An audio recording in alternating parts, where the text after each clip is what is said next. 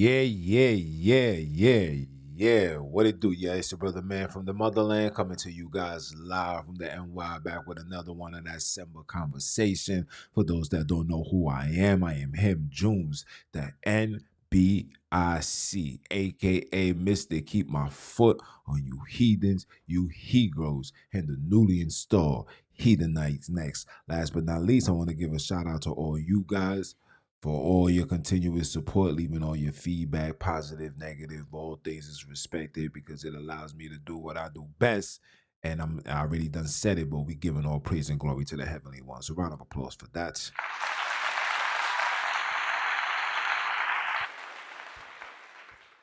Now, a lot of you guys know in December I come out, I give you guys, studies, information that I have uncovered.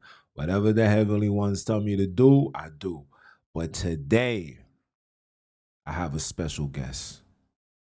Not only is he a special guest, but he is my elder.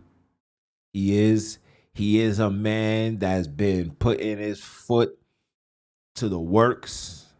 He's an author of many books. Some of you guys know this book called Bantu Spirituality, The Awakening.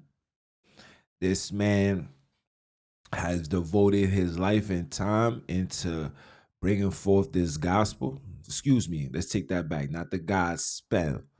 Let me rephrase that. Bringing out this inarguable, no excuses information. And he don't even need an introduction, but out of respect for his hard work, for doing the works of Sonini NaNini, it's only right that I introduce him the right way. And yes, here is the OG, my big bro, my elder, however you want to call it, Mr. Nzipho. Nzipho. You can't say no Zippo. Nzipho. Welcome, my brother. Let me show the people your face. Hold on. Welcome. Where are you?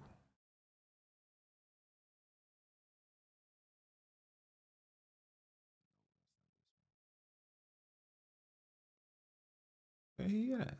Oh, right here. There you go. My apologies. Trying to find you. What's going on?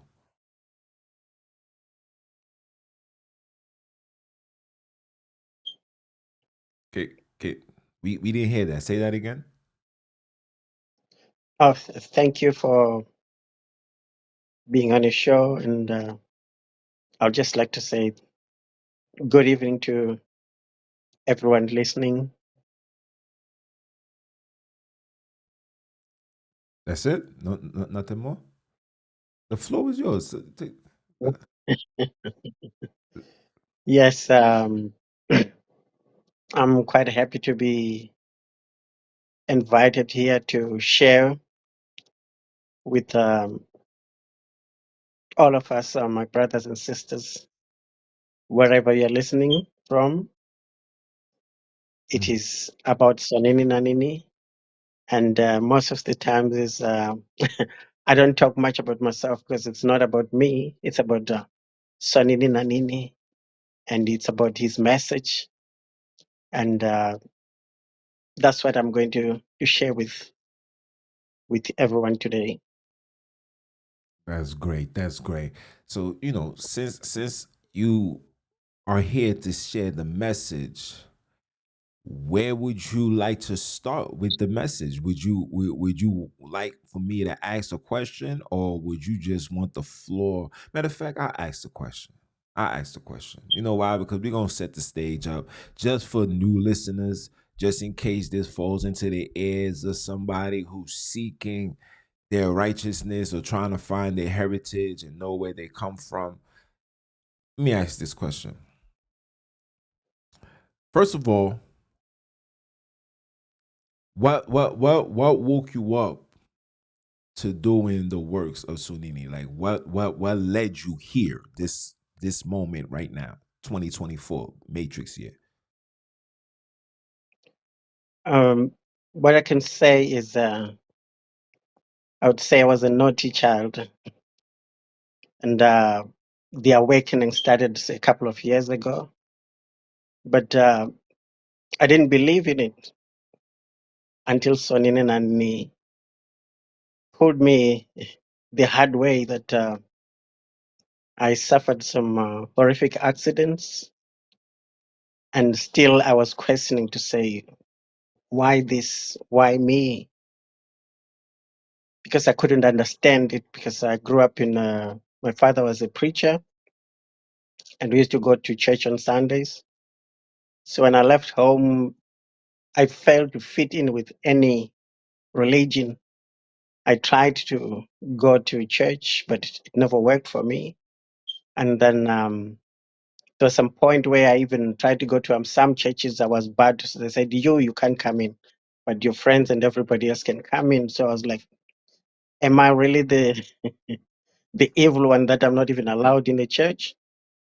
So I had all those sort of things that were happening with me until I had quite an accident in, I think it was 2013, where I was bedridden for about 8 months and I couldn't walk, and I was told I was going to be bedridden for life. And from there, that's when I started to listen to the voice of Sonini and NaNini.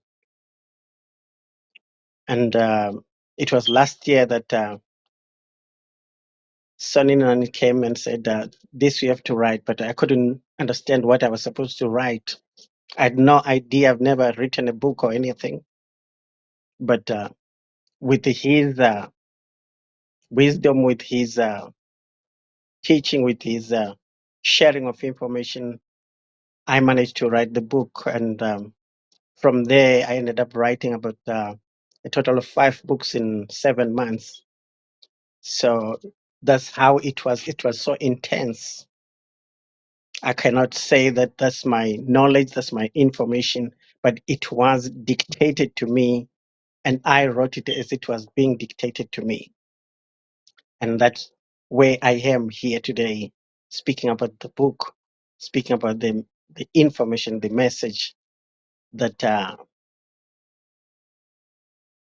would like to share, and I would like to maybe to explain or to give more information to the information that are in the book Bantu Spirituality. And it is the title that also came. I think I spent a couple of days saying, what am I writing? I was just typing and typing and typing, but I didn't have any title. I didn't have any, because I'd never written a book in my life.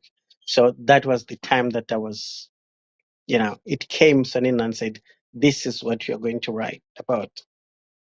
And it was something that I spent days and weeks, nights typing, because when the downflow comes in, it doesn't stop. You can't say, okay, stop here, I want to go and rest. It just comes. So sometimes I would go to bed. After 2 hours, it starts flowing, and then I have to jump out or even try to get the laptop on the bed and start typing during the night. So that's how it came about to write that book. And Mm. each time I was told, you are late. I should have been out, I think, by March, but I ended up coming out in April. So it was like, you are late, you are late. So I was under so much pressure that I had to do as instructed. That's why I always say, all I do is I do it under instruction. Like when I was coming here, I don't prepare anything, because I know he's the one who's going to take charge of whatever I'm doing. If I plan my own things, they're not gonna work. That's why I just come here with an open mind and ask him to lead me and ask me to share with whatever he wants me to share. Thank you so much. Mm. Phenomenal. Round of applause. Round of applause. Round of applause.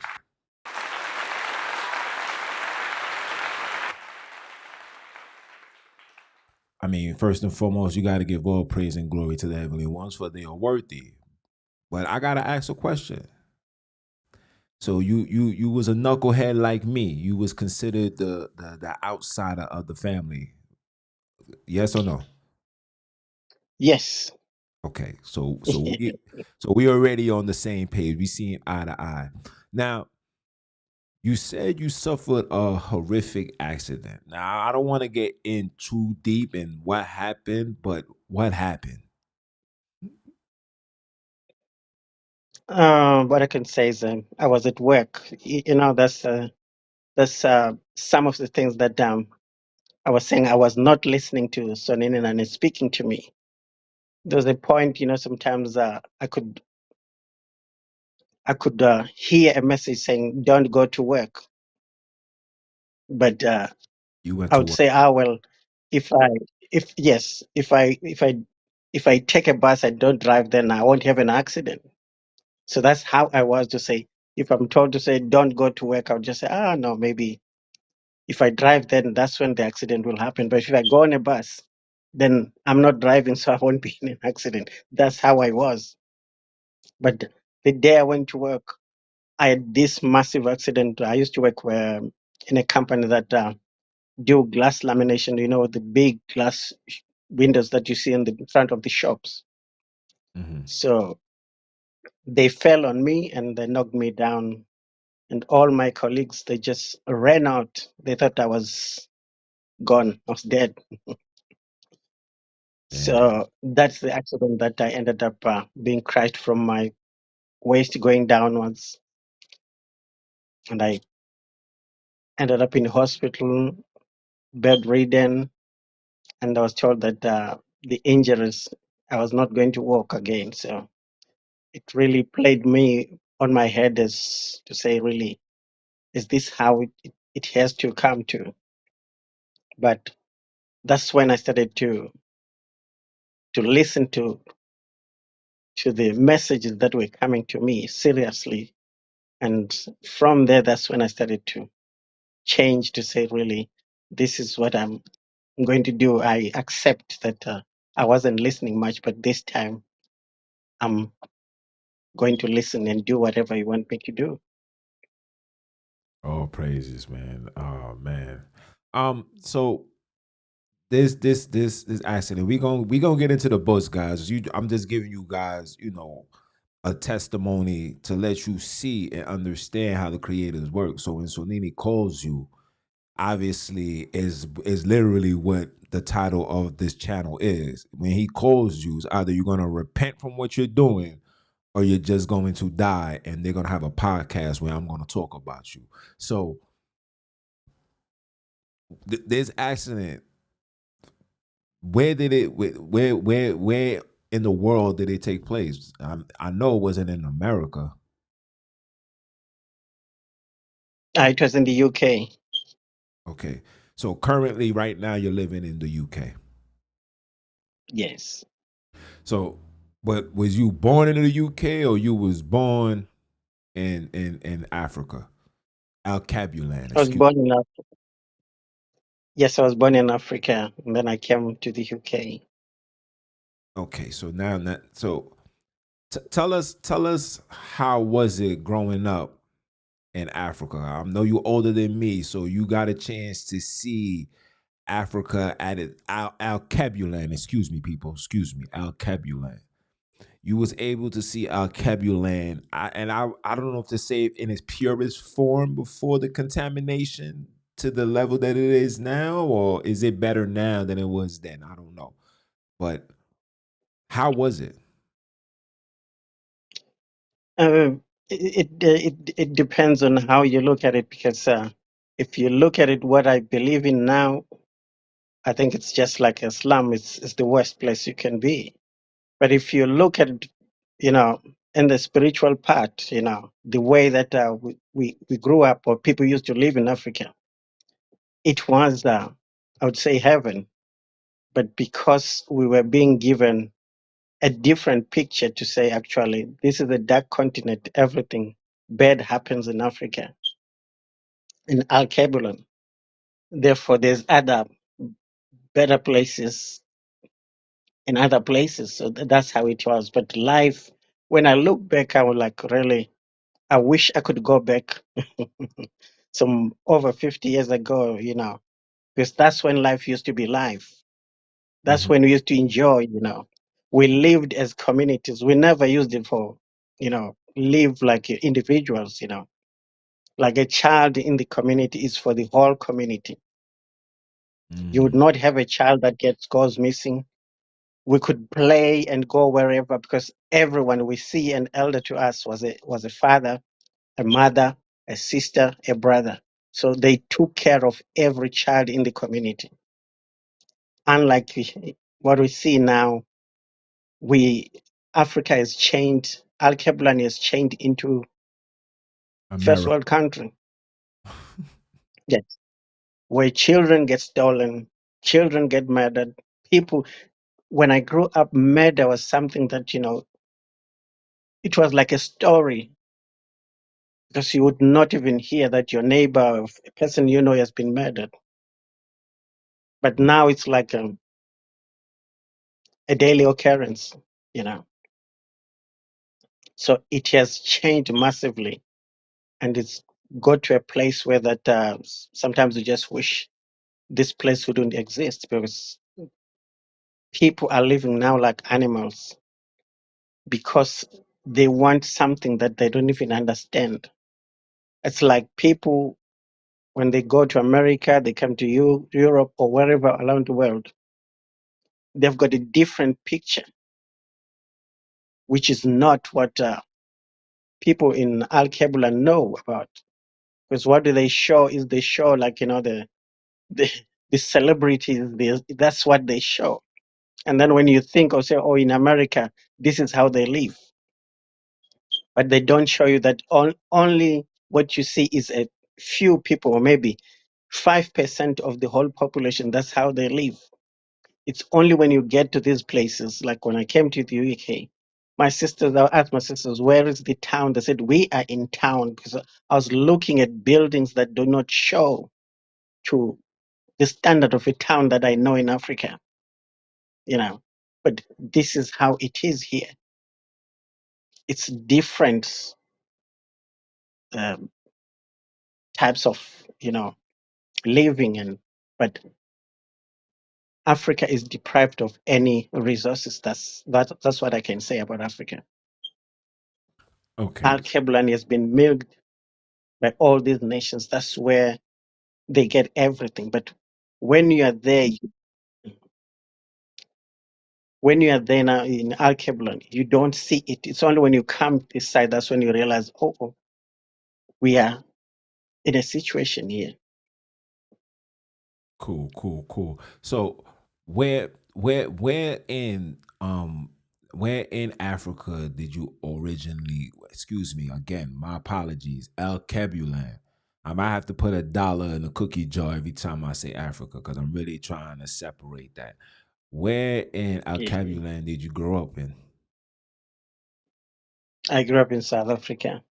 So you straight at the bottom of the, how far away was you from Mambre? Mamre is, I think it's about 1,000 miles From you? from where I grew up. from where you grew Yes, up at? Mm. So yes. my goal is to move to Mambre. I want to be where Abram dwell. Is it a possibility, or has that place been overtaken by Europeans? Mamre, yes, it's overtaken, but there's still place because you know the land is there. What they present is like South Africa is fully occupied. It's not. There's so much land that is claimed by people. Like say, this is my land. This is my land. That's what it is. But there is so much land that millions of people can still go and live in if people would like to share. If people are not going to hoard land, for whatever purpose we don't know, because Hmm. there are people who are owning land as big as the UK, and it's their own, you know. But Hmm.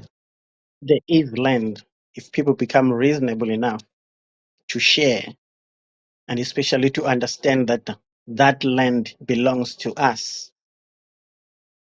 That land belongs to the generation, the children of Father Abraham. So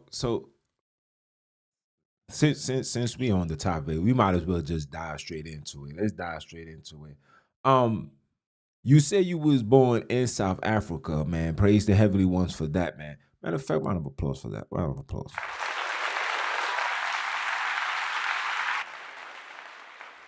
Deadly Lioness, just to give you a update. I won't be shooting no gunshots today. Today the elder is here. We gotta respect your elders. I gotta be respectful on my P's and Q's. So ain't gonna be ain't nothing gangster today. Nothing gangster. Just pure righteousness.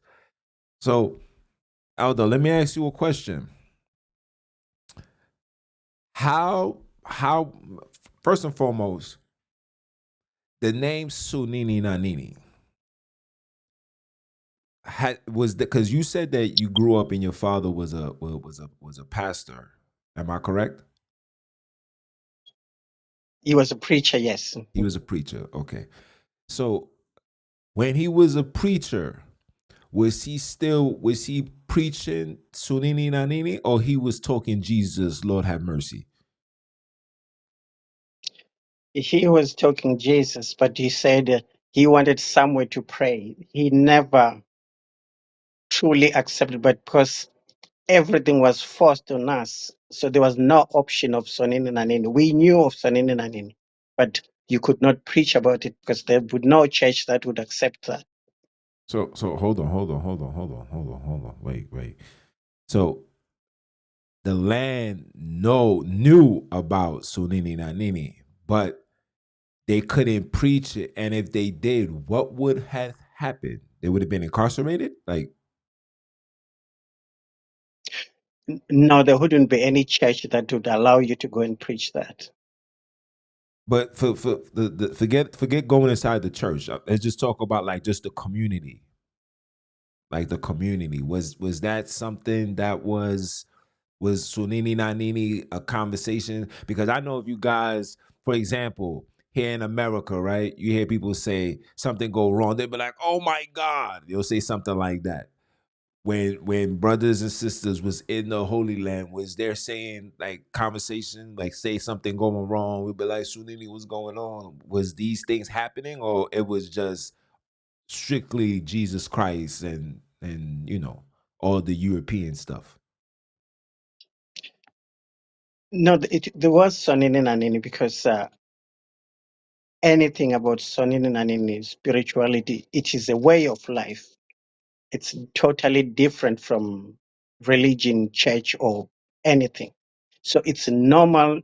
It is something that, that's why I'm saying if you go now, anybody they know Sonini and they talk about it, but they never talked about it in the same manner that we now talk about it.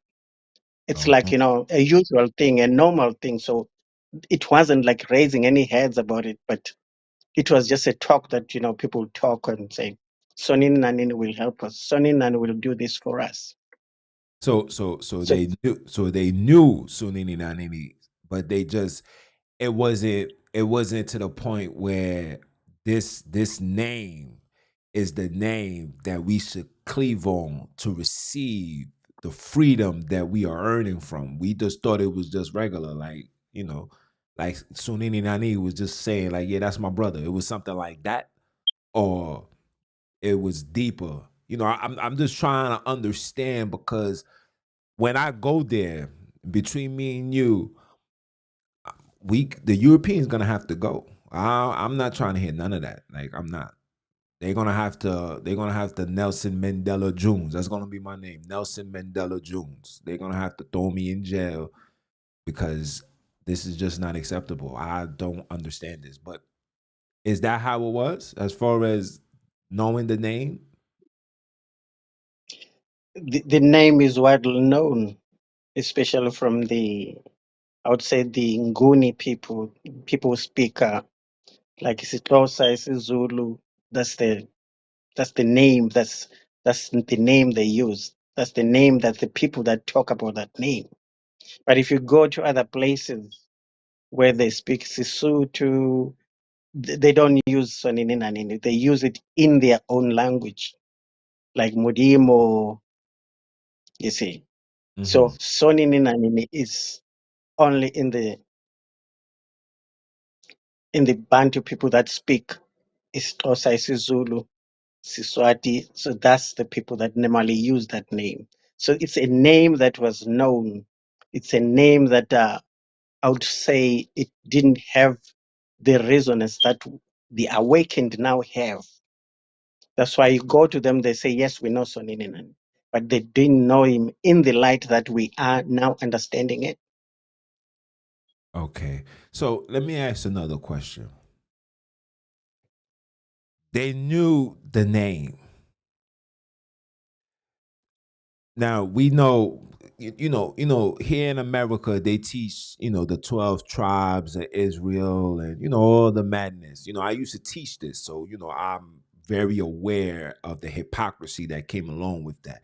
But the question I want to ask is, in the land while you was growing up, was individuals following the customs and the ways and the traditions of the heavenly ones of our forefathers Abram, Isaac, and Akobi? Was we keeping the laws as far as now I know I know they were breaking the commandments as far as not keeping the Sabbath day because of Sunday, and bowing down to the gods or whatever. But the question that I want to know is, was we doing the minor things as far as keeping the ways, the laws, and the customs of of the creators that's in the word? Or is it now being an awakened something like, oh no, we gotta follow this is what we supposed to do? Just like how we saying that this is the creator, his name is Sonini NaNini, so it's a phenomenon, but now we know the phenomenon and we following the laws. Is this something like that, or we've been doing that, but because of Sunday and Jesus and hallelujah, we suffer? I would say that i- i- in terms of following some of the laws, because if you look at the laws, it's a way of life. Correct. That's where people should understand to say most of the things of the laws, it's a way of life. Like do not kill, do not steal. It's something that is inbred in you when you are born. That's what you grow up, Mm-hmm. and your parents will always teach you that you don't kill, you don't do all sorts of things. So the laws, some of the laws were being kept, you know, but not being kept like as a religion, like what like now the awakening. There's that big problem where people want to take the awakening of Sonini NaNini and mirror it to religion and behave like you know Some Jewish people. when they worship in church, they want to worship Sonini NaNini in the same manner, which is you are actually practicing Christianity, but using the different names. So that's exactly what it is. But Mm. when you are doing spirituality, it's a way of life. So you cannot, always compare with where you come from Christianity. Once you do that, it's like you're still having a string to say, I can't do this because of that. So you are comparing it to your past, to your Christianity, which is in a sense you're still attached I like to to that call it Christianity. lukewarm behavior. Is that okay? Lukewarm behavior. Yes, yes, yes. We can be awakened, but our behavior, our deeds are still pointing back that you are still in Christianity. So that's where the difference is, because a lot of people, they awakened, yes. The awakening is in different forms and levels. There are some who awakened to follow Sonini NaNini and do his will. There are some who awakened to be messengers of Sonini NaNini, like what you're doing. You're sharing the word, because that says, when the word reaches every corner, That's when then that's when his kingdom come. facts. But people are saying that they need to convert people. It doesn't say that. It says when the word is reached. So it's not about conversion. So this is where the problem is. People Mm, are trying to convert people into Sonini NaNini, mm, like what they used to do in Christianity, which is totally different, which is totally wrong. mm, This is being awakened is about knowing Sonini NaNini, is about having a relationship with Sonini NaNini, communicating with Sonini NaNini, communicating with your brothers and sisters, living as a part of one. That's why it says we are one, as me and you are one, because it's just different bodies with the same spirit. It's like water in a water bottle and water in a can. It's all water. When you put it together, you cannot point to say that water is the water bottle.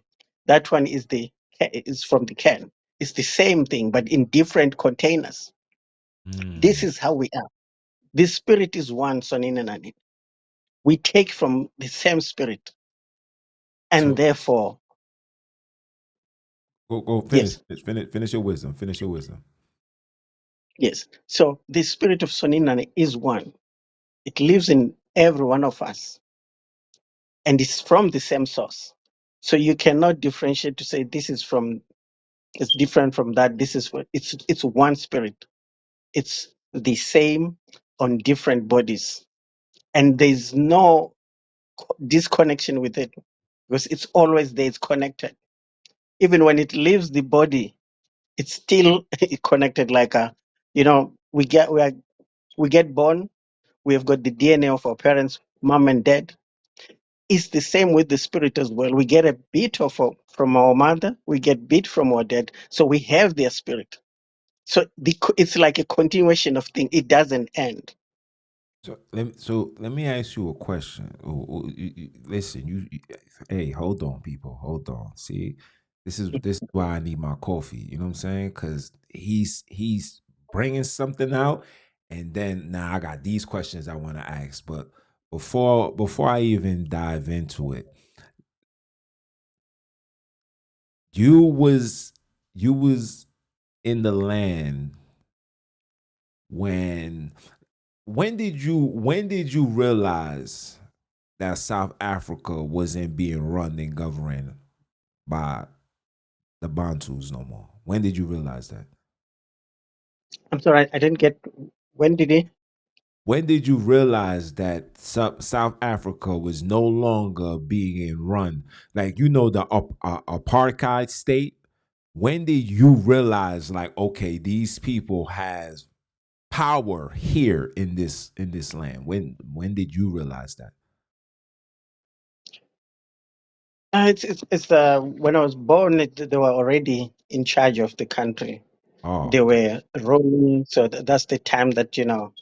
So when I was born, apartheid was already there. So Oh, we grew up in the system that it was already under control. wow. Okay. Ah man. So according to from your studies and what you read, I don't know how in depth of knowledge do you have when it comes to the the European takeover. But in your book, I wrote it down. I know we're not writing things down, but I wanted to really touch on this because I gotta ask you a question about this. Um, when you said you was born into the apartheid. Did your parents ever talk to you and basically gave you an in-depth understanding on how did we get to this circumstance, or it is beyond their time as well? Uh, I would say all they were talking about is how the land, the oppression, the Oh, apartheid itself, to say that, how people were living, but how it came about, it's a story, it's a history that the Europeans came and then they took over. So that's the story that, but mostly was to fight back. How do we get our land? Because So everything depends on land. so did your family know about did your family know about Cecil Rose and all of that? There's, there's, I would say that most of the people, they know the history, how it all started. You know that when they came, our ancestors were in charge, and they were overpowered by the ways of, some, like, there were kings. There was no government. There was nothing, but it was only kings in charge of the land. So what they used to do is to go to the, especially for the powerful kings, that they saw that, that there was kings that they could not overthrow. All they did was to buy people, promise them heaven and earth, to go and actually murder the kings. So when the king is down, then the subjects are open to whoever comes to rule. So that's how they managed to take the land. But even though some kings fought so hard to prevent that happening, because of the weapons they had, the Bantu were So overpowered. so basically they Judified the people. They brought a Judas into the king's chambers in the castle, and the kings was murdered. Yes, I can just give you an example, like, King Sikiti. They call him Shaka, but that's a derogatory name. It's not his real name. What was the name? Say it. Sikiti, who is King Shaka. Yeah, no. Say the actual, the real name. Sikiti, Say it one more time, nice and slow. Sikiti. Sekiti. You hear that, people? Sekiti. Yes. That's Shaka Zulu's real name. We're not saying Shaka Zulu no more. We say Sekiti. All right? Get it together, people. We get it. You gonna get some true South African history today. Elder, do you mind if I let a gunshot go off? Absolutely.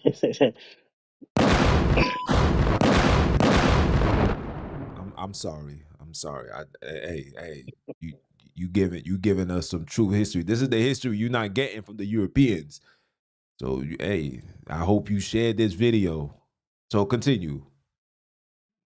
Yes, that's the other thing that, every history that we know or you read about, same as the Bible, is the same thing. The authors are the same thing. You don't have any history that is written purely by a Bantu person. Because Let me, when they came there, can I ask one question? I don't want to. Listen. You asking questions, and listen. Sonini is in me. Mama Love is in me. They want me to ask a few questions. Listen. So speaking of the text, the Bantu text, is anybody do anybody in the land still have access to that, like ownership to it, or is everything gone? everything is gone because they managed to collect it, put it in libraries, put in archives. And when they saw that, we are getting awakened, they start burning those archives. That's why I'm saying everything that you read now from the Bible, from the history, it's not original. It's written by the Europeans. For us, there's no Bantu who has written the pure history of Bantu people. So we are reading a version which is the same as the Bible. So the history of the Bantu of Alkebulan is about is the same because the authors are the Europeans. And whoever has written history, Controls he it. can only controls it. Yes. And the people that write history now, they always reference to the same. You see, that's where the problem is. So we are not moving, we are not getting the real truth. Because if you now reference with somebody who wrote a fake thing and say, because so and so said it, so you are trying to authenticate a lie. You are authenticating a false narrative. Because the pure history of the Bantu is within the Bantu people and it's not written down. What was written down was destroyed or it's still hidden where they have kept it.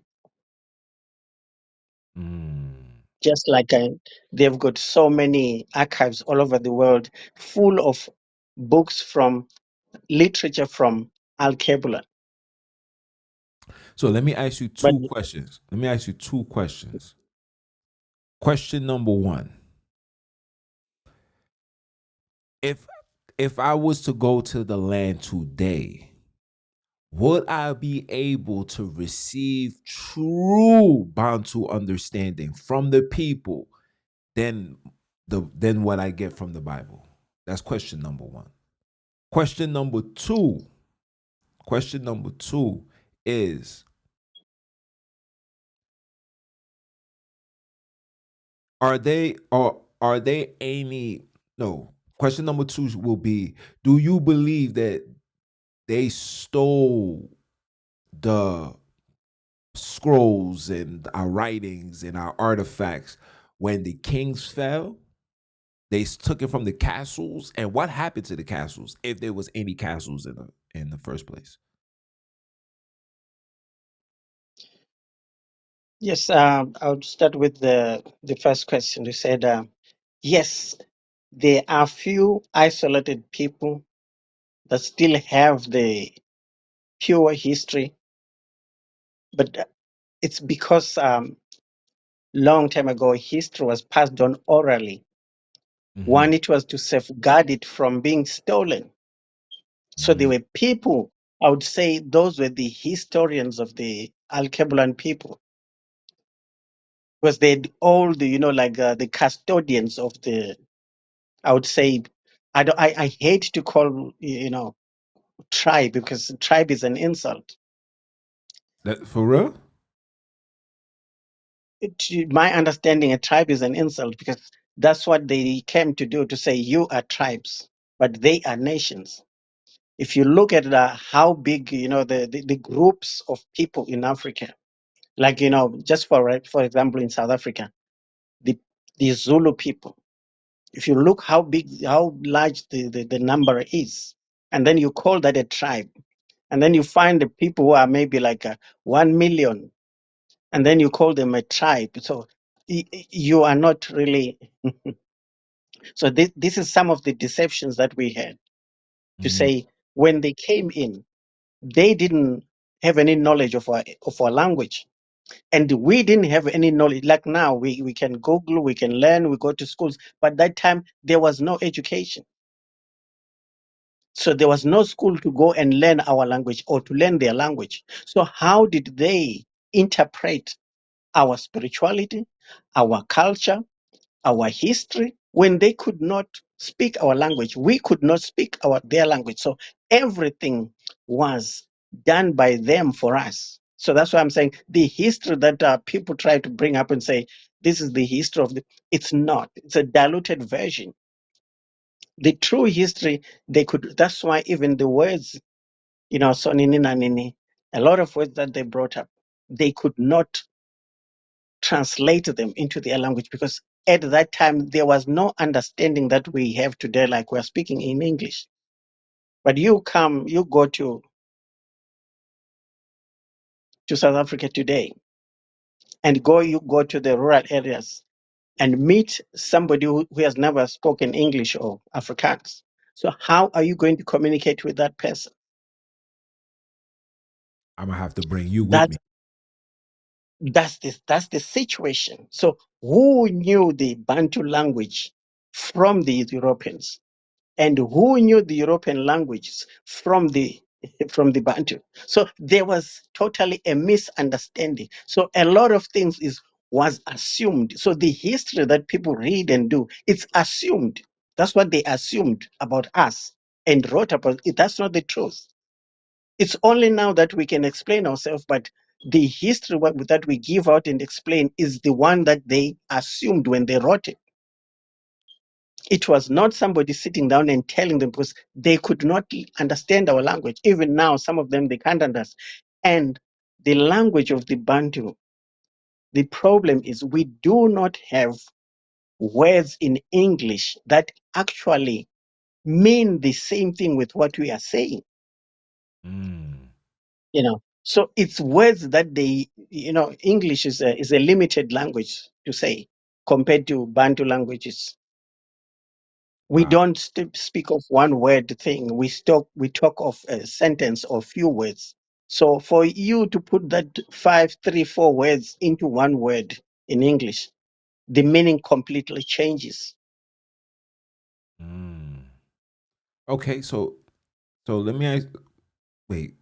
So you didn't answer you didn't answer the second question as far as they take the The word. second, Say that again. yes, can you say it again, please? The Uh, second question. the second question was: is it a possibility that our written work, you hear me, workers, our written scriptures, the scrolls, was it stolen from the royal house, the kings, and was they castles, or was it just something else? As far as like he's a king, but it's not in a castle type of thing that you see in the cartoons and in the movies.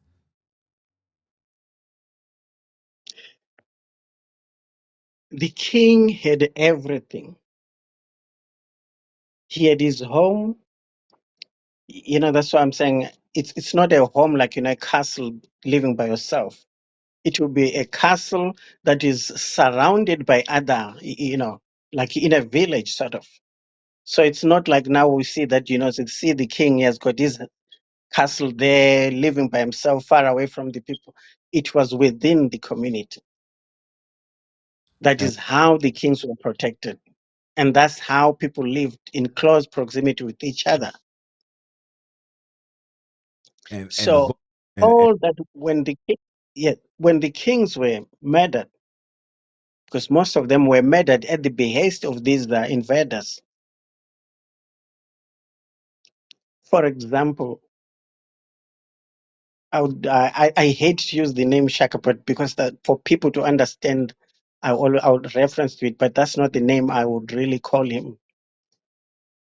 He was murdered by his brothers, not because they wanted him to, but because they were promised, they were influenced. So it was something that was planned by these, because they could not move him, they could not overthrow him. So the best was to buy his brothers to murder him. his biological And brother. there's a lot. Yes, yes, yes. Because that's the thing that, in Africa, like when you read in the Bible, for example, I'll give you like Abraham. He had children. All his children are his children. So when a father has got 5 kids with 2 women, those are brothers.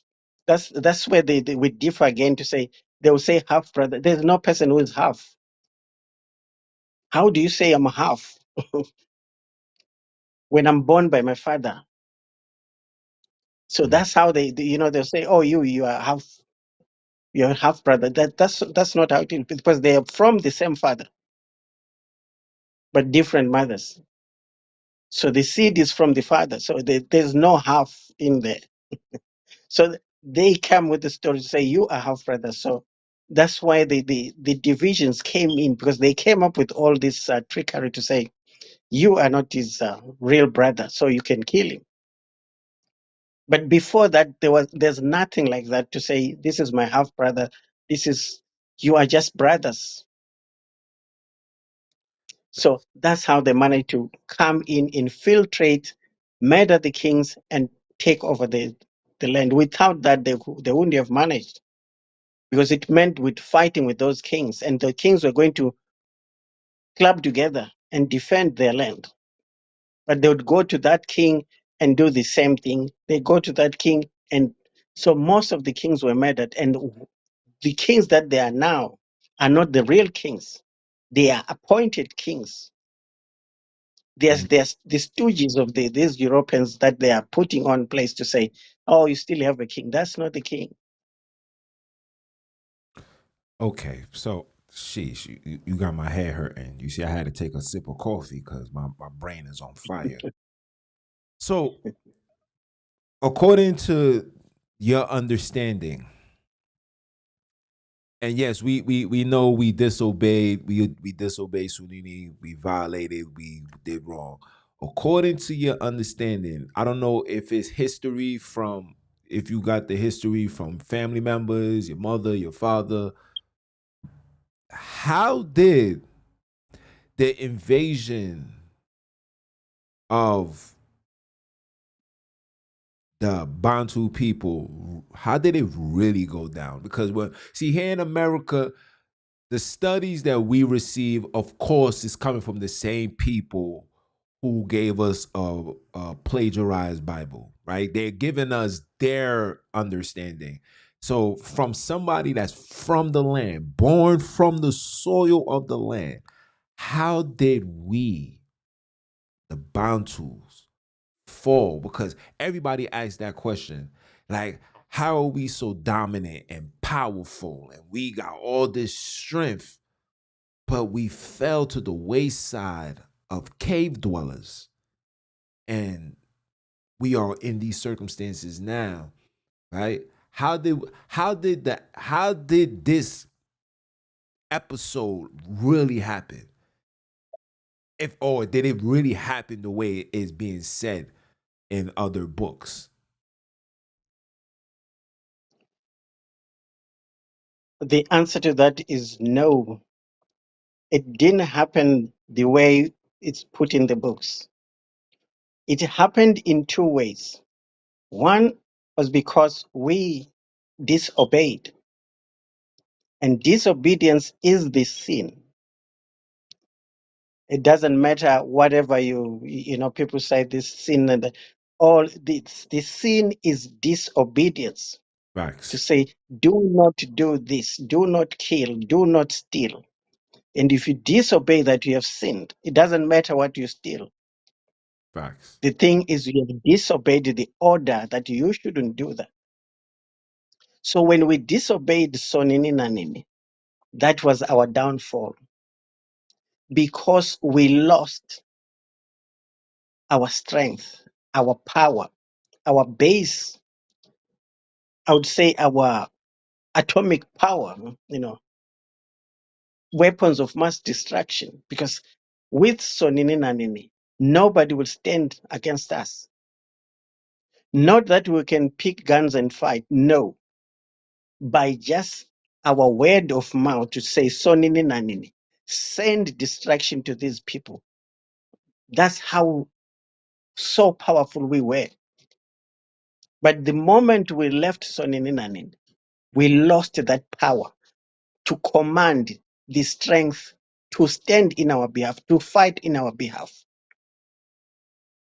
Man, that is So crazy. when we lost that power, then we gave these people, an advantage. Hold on, hold on, hold on, I hold on, think, hold on. One question.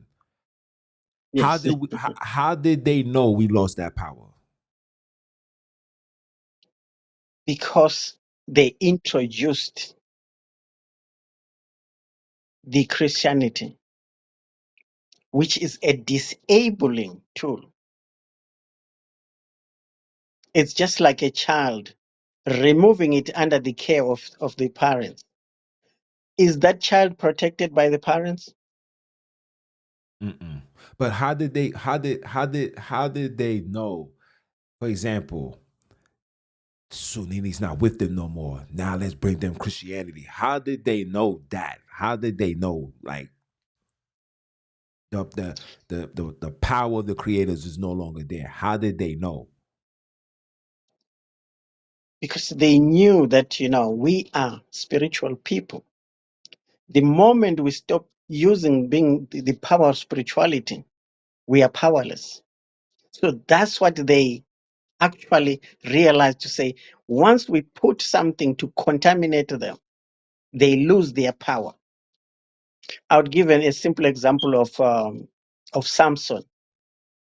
When Delilah knew that if you cut his hair, he'll be powerless, that's exactly what they did to eliminate our power.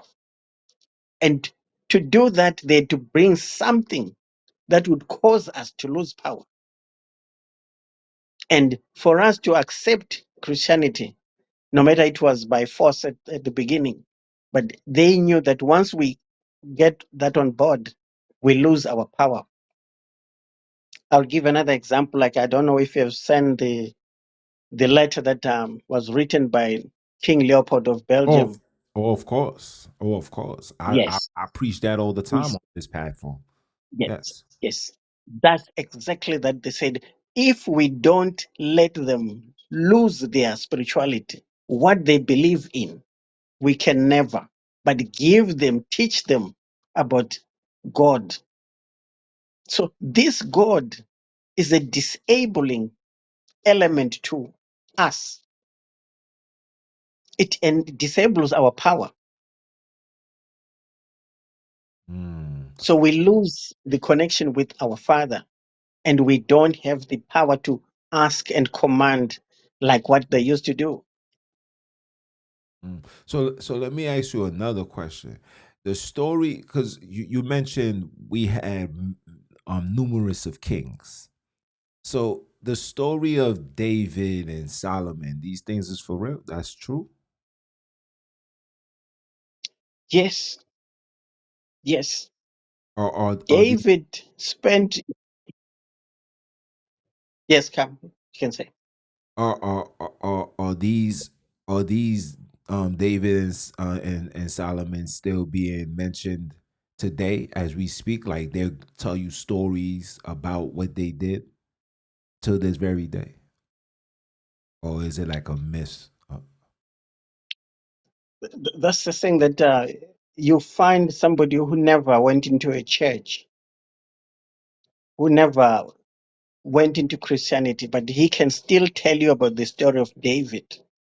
So for me, that is some indication to say the story of David was not only learnt through the Bible, it's a story that was being told around. People used to talk about it. So the old, like our ancestors knew about the story. So they kept on telling their children told their children. And up. So it's not that, only those who went to church know the story of David. Anybody can tell you the story of David, even if they've never stepped in a church. So those are the kind of things that say the story of the Bible is a story that really happened in South Africa. And where you grew up, as you're saying, you want to go to Mamre. There's a place near Mamre called the Hermanus. Hermanus is where David used to look after the sheep, and Oh, going to Botswana, which is Maung, a cave, which is in the Bible. And those are the places where he went and hid from Saul. So the physical evidence is there, but people could not connect the dots. mm, But the story in the Bible, when you read it, that's what I'm saying. I've read the Bible so many times before even I got awakened, but I never got any story out of it. Now, when I pick the Bible, the moment I read two verses, it will tell me that this is the fake one, this is the right one, this is the fake one, this is where they've done to it. Because that's when the Spirit is leading you to say, this is where, you can have all the literature, but it can tell you. That's what I'm saying. If people could learn to listen to their inner which tells them we will never go wrong. But we want to concentrate on literature that is written for us, literature written to deceive us, to mislead us. The same way in the Bible, they will never ever write the truth about us, our true history, because once they do that, they are telling us who we are, which they will never do. You hear that, people? You hear that? This is not me saying this. I know when I say it, you guys be thinking I be wilding. Oh, Junes don't know what he's talking about. Oh, he crazy. This is a brother from a whole different side of town. This is our first time having a conversation, right? Yes, yes. Okay, so wasn't planned. I didn't say, hey, I'm gonna tag you in. You say this is all on the fly. So let me ask you another question. Listen, and we're gonna dive into these locations as well because we need to know about this as well. The names that are mentioned in the Bible. We're not even gonna touch the New Testament because between me and you, I think the New Testament is a copy of the Old Test with a mixture of the Book of the Dead, which is the Egyptians, and they came out with their own history. So I'm gonna leave that right there. Let's focus on the old right now. The names. What are the actual names of these names within the word? Why? Because I have a friend. He's from the Congo, and like for example, Isaiah is not with an H. I forgot what he said. Is that Isaiah? Something like that. It's so I'm asking you, what is the actual names? And if the names is wrong, is it our due diligence to say the correct name out of respect because they are our ancestors? Like I know David is not his name. We know that. I'm sure they know that in the land. So what is the actual names? It's difficult to get the actual names without the actual scriptures or the actual scrolls that they wrote, because Bantu people were born with the intelligence to write. I can give you an example, like during Abraham's time, he was writing each and everything. It was recorded. Even when he sent his servant to go and get a wife for his son, all what you paid for dowry was written to say that, so that tomorrow there won't be any discrepancies. So writing, even Moses wrote all the books of, like they call now Genesis. So they never went to school, but they could write. So these scrolls of the Bantu people, the records of the Bantu people were stolen. So that is where they managed to manipulate and change the names. Most of the names that you read are not the real names. So if it's not the real name, do people in the land know the actual names of the people? I wouldn't say that right now there's people that know.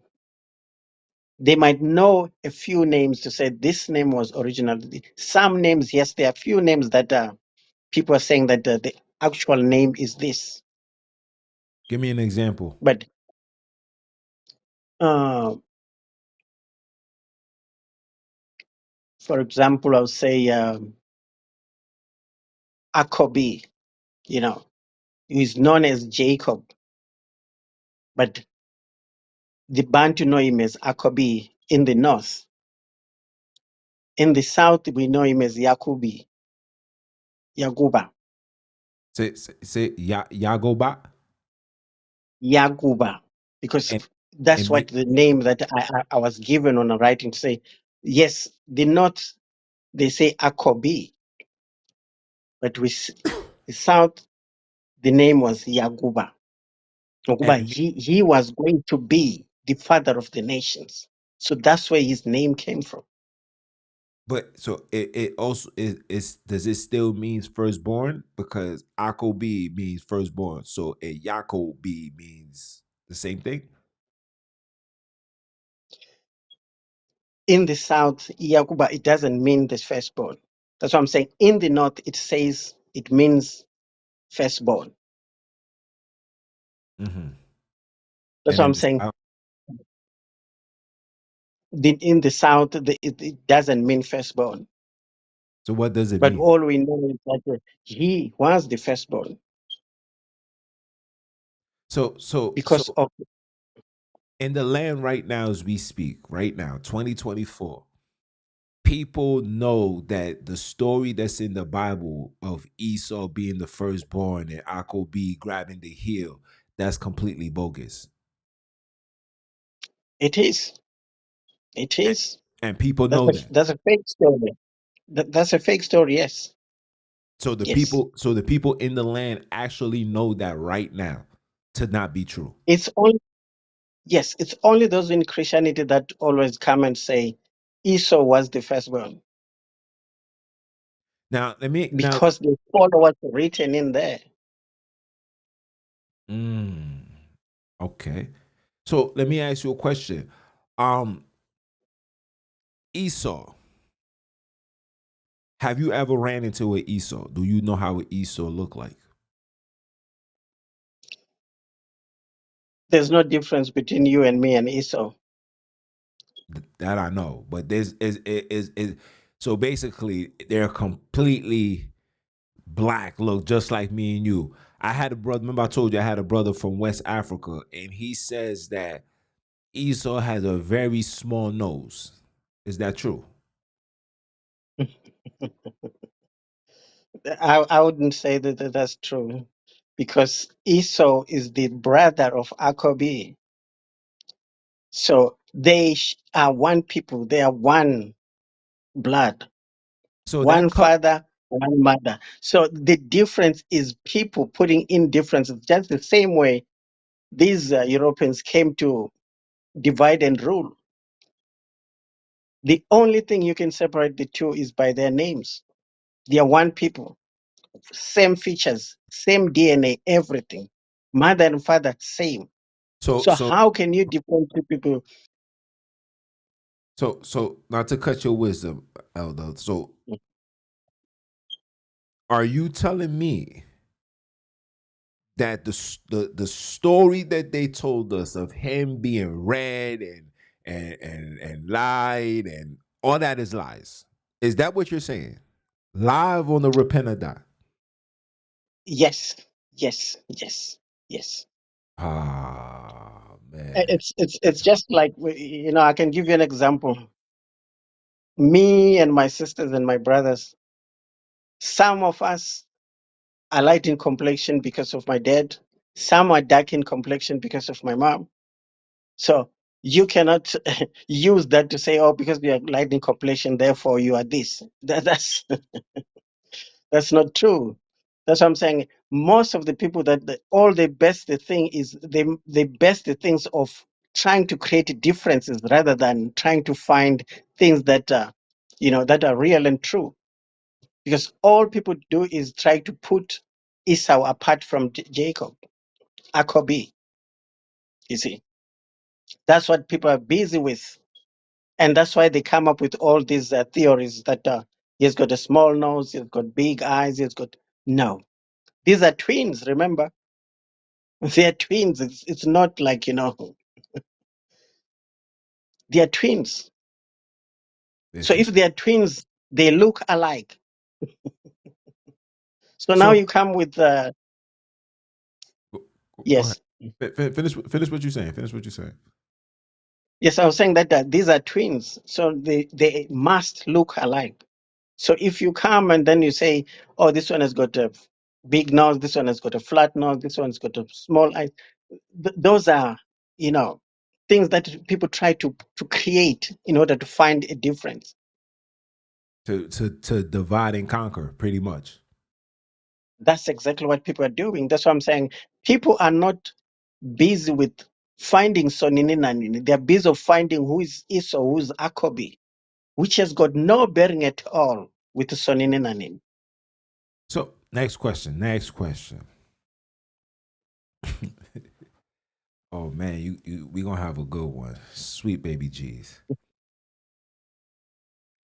Now we know that we know that the story of Akobi and Esau is to be inaccurate. Inaccurate. Yes. According to you, who's from South Africa. Not Jamaica, and then now you from South Africa. Now,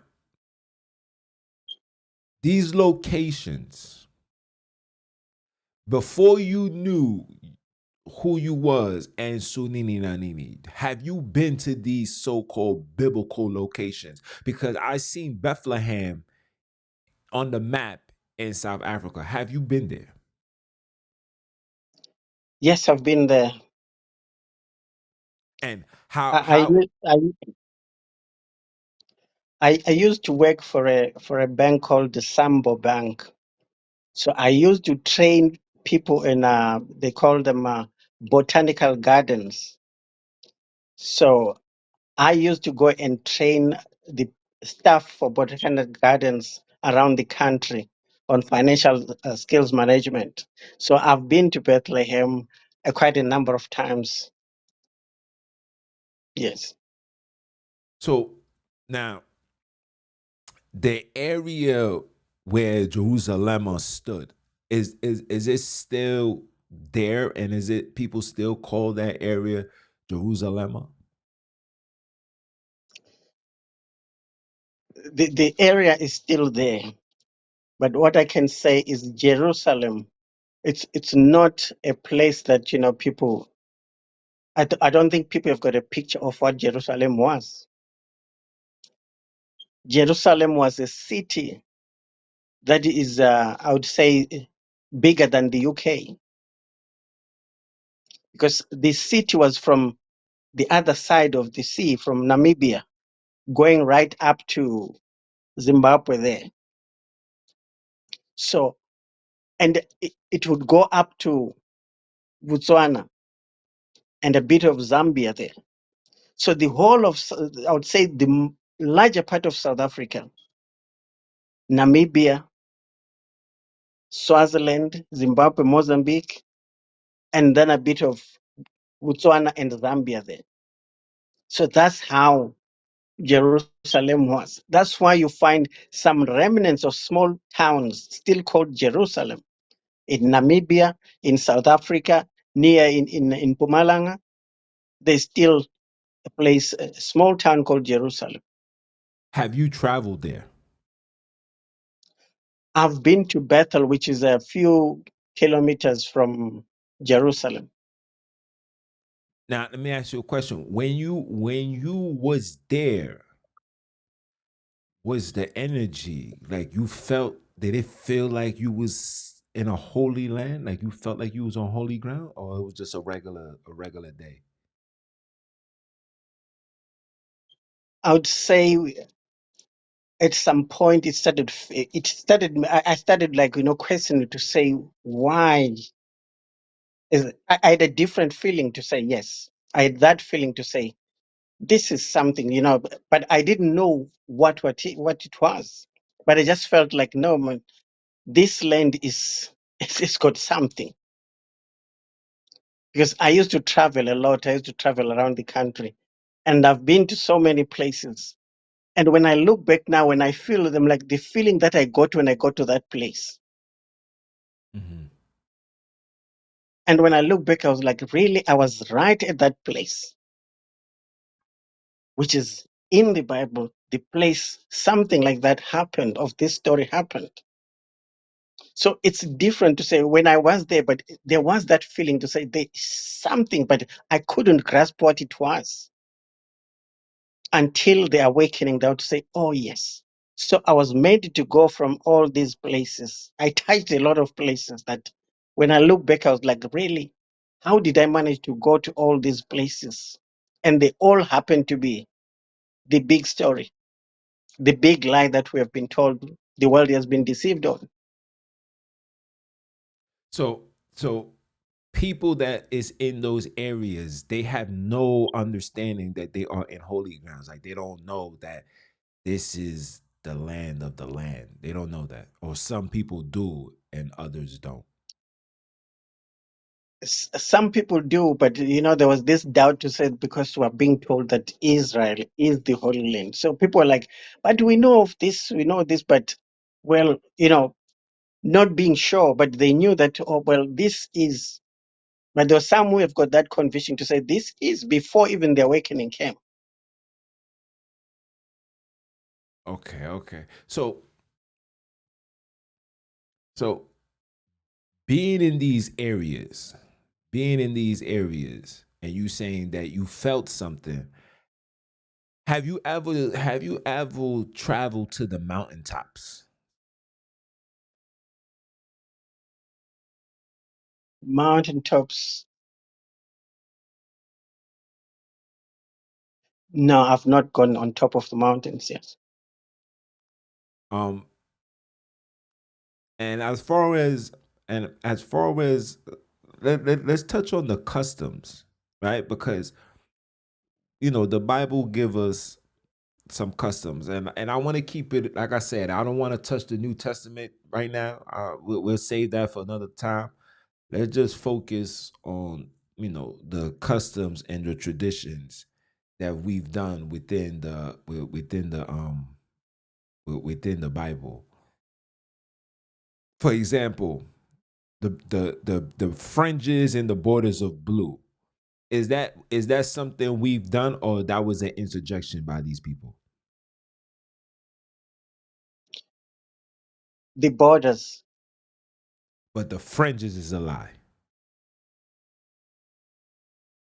Yes, I'd say the borders were brought by these people. There was no, that's what I'm saying.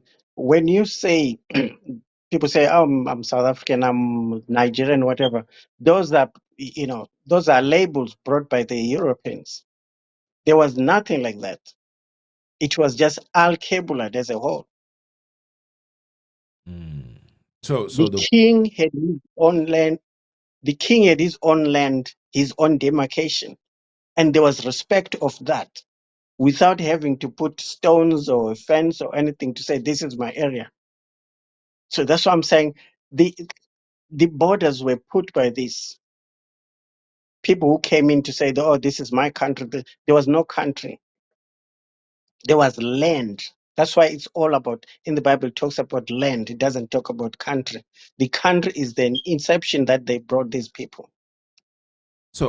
this is the next question. In the Holy Land, the Alkebulanians, the Bantu people, do they know the origin of Europeans, like who they are? Yes, yes. You They say know that there are people that they know that it's people that came from somewhere else. They never were in the land. so. Coming And from somewhere else, like they know that you know do they know like this is the seed of not of this is not Sonini's creation, this is something else? Do they know that, or they are with the ideology of what Europeans has fed us, that we all come from Adam and Eve, and it's cool to be with Adam and Steve and all that chaos? people know that, we are not from the same parent. Most of the people, they know that we are not descendant from one father or so one mother. so So so so growing up, I'm gonna tell you this is what goes on, you know, how I grew up, right? Growing up, I was always told, right, that these people are the children of Satan. Is that something that's said in Africa right now? Yes, yes, yes. And and is it a level of disrespect when you see, or just the nation, the Alkebulan people in general, do they take it as a level of disrespect when they see their children being married to the people that they're saying is the children of Satan? Yes, there's that. That's why I'm saying now children just do their own thing, unlike before.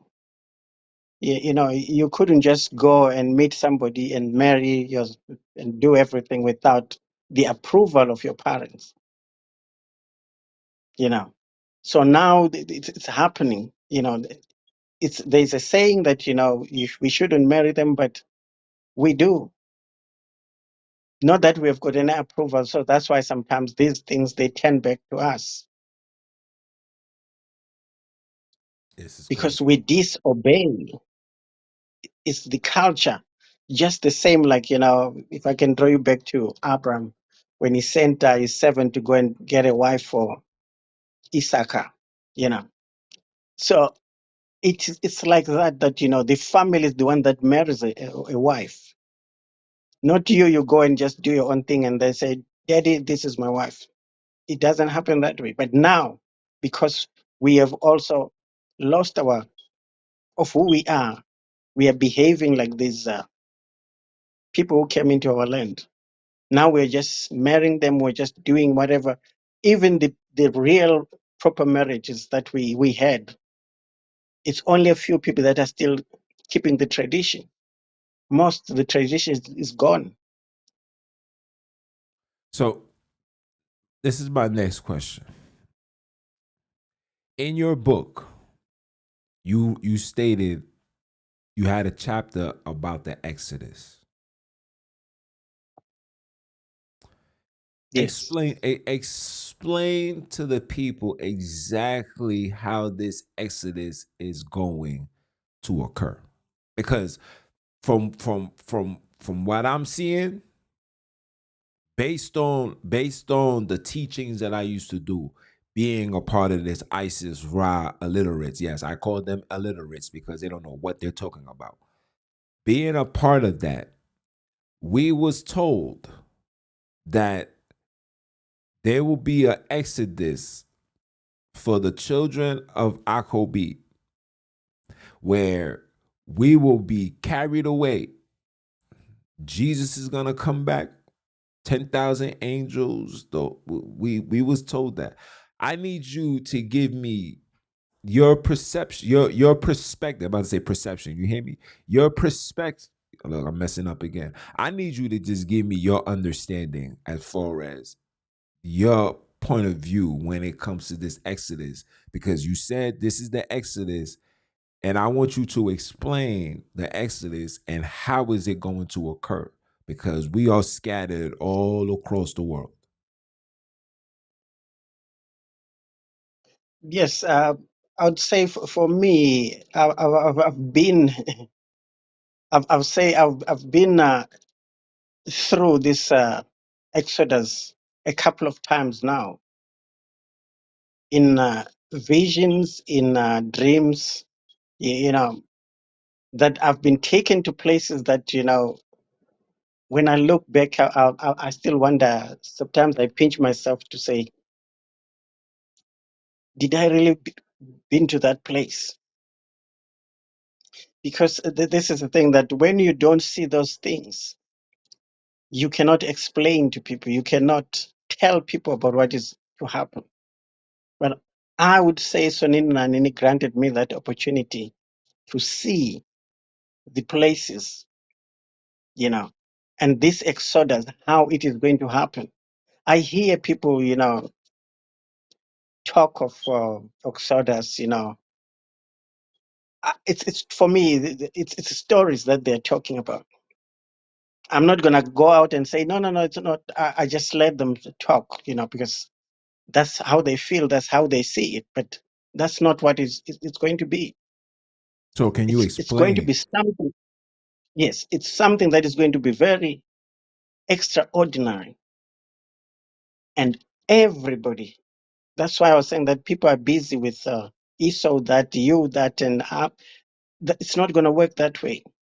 Sonini is going to bring every, let me just say now for now, every black person back to Africa.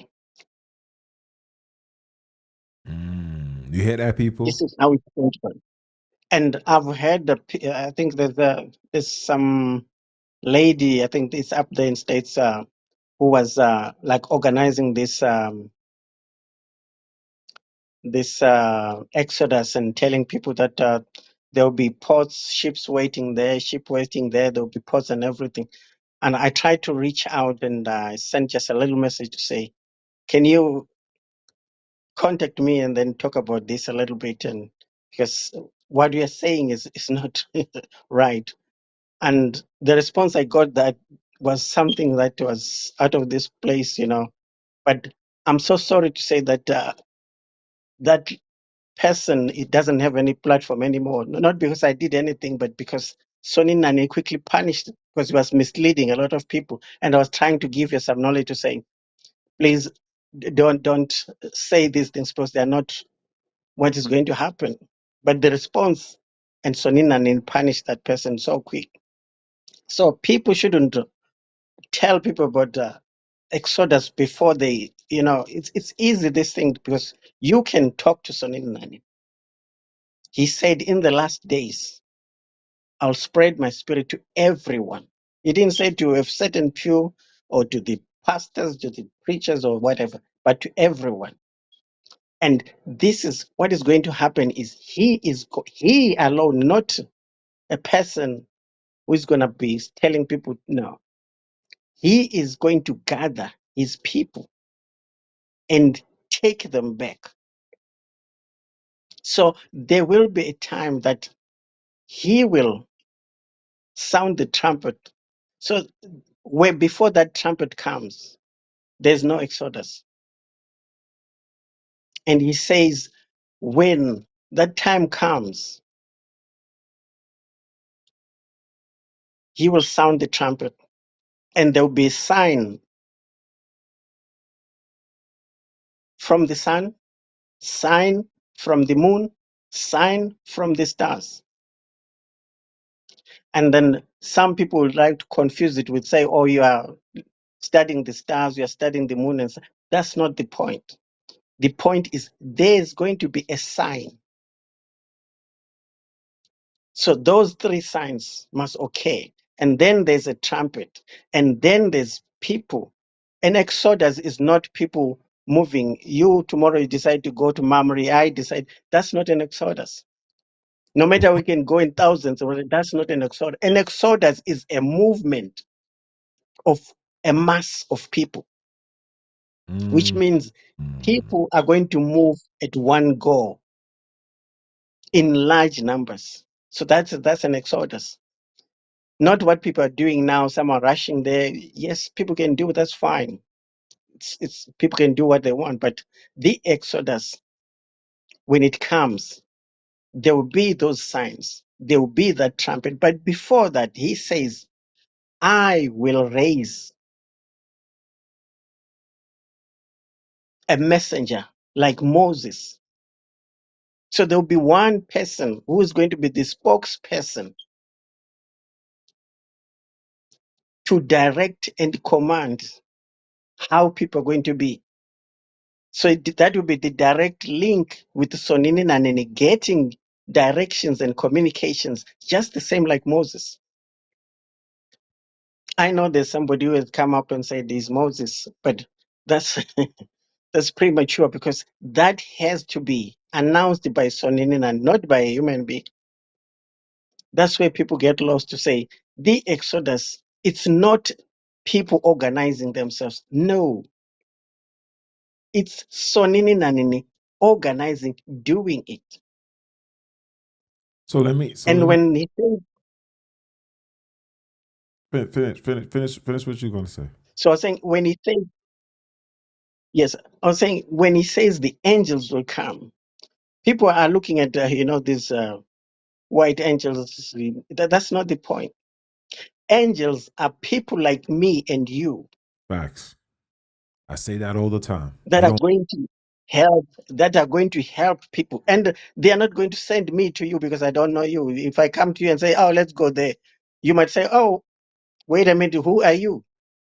But if they send somebody that you know and he tells you, say, Jans, this is the time to go. And you know that, there's an exodus and the time has come. You won't have any problem with that. So people are going to help people. And it's not going to be strangers we don't know. So Mm. that's where the big part of it, that this exodus, people are confusing it and saying all sorts of things which are really not going to be happening. He said he will make those who have taken my kids out of their land to return them The ship in to Tarshish. luxury. And Mm-hmm. yes, and they will go with a great substance. Now, if Mm-hmm. you and me go today, how do we go with great substance? You see, so that's what I'm saying. People don't put these things together to say these things has to happen at once for it to happen.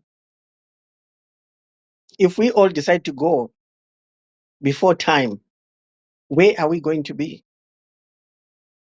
Mm-hmm. Because we don't know the area. That's what I'm saying. There's an area that everybody is going to supposed to go to. That it's a meeting place.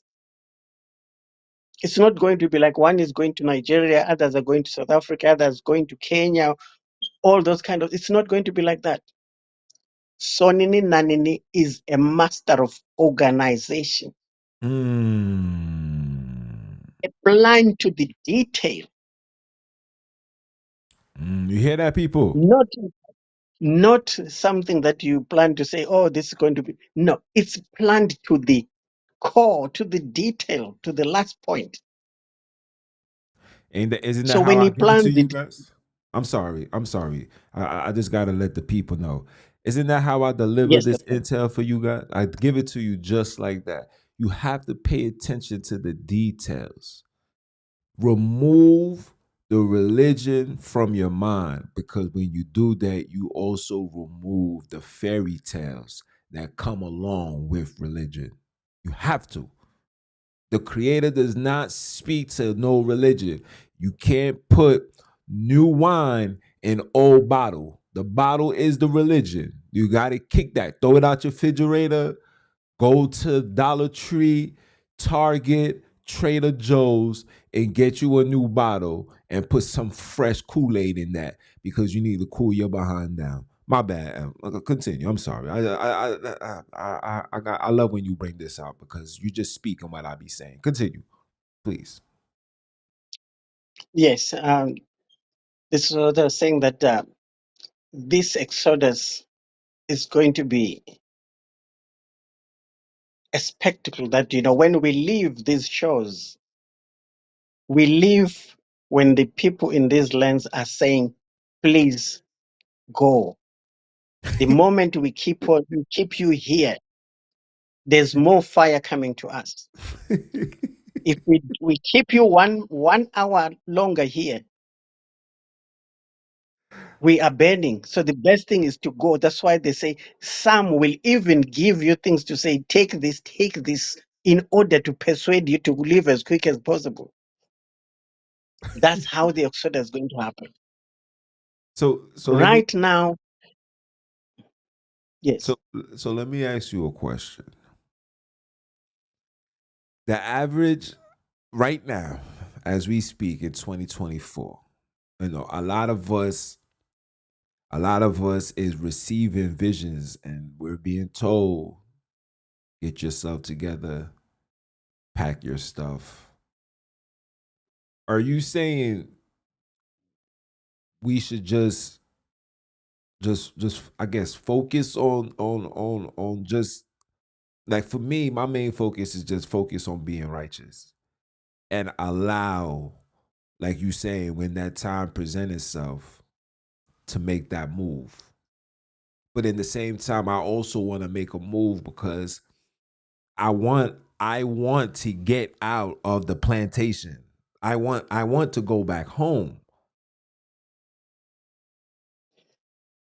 Yes, there's no problem in you wanting to go home and go home.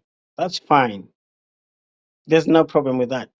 But you shouldn't mistake it with the exodus. Okay. You are going home because you don't want to be, you know. So that's fine. You can go home, but still, let me just give you some some more to say. You can go home now, but you are also going to be involved in the exodus wherever you are in Alkebulan. That's how. That's where the it becomes so big. That's what I'm saying. People they just think they're just going to flock into Africa and that's it. No,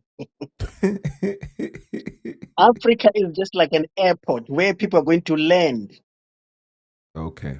to be transferred to that land that is there, the city of Jerusalem that is there, not the one that they're saying they're going to build. No, the city of Jerusalem is there now, but it's hidden. It says that that city which was built is now hidden, but in the last days, that city will appear. That's why I was saying that, you know, I have been to that city so many times.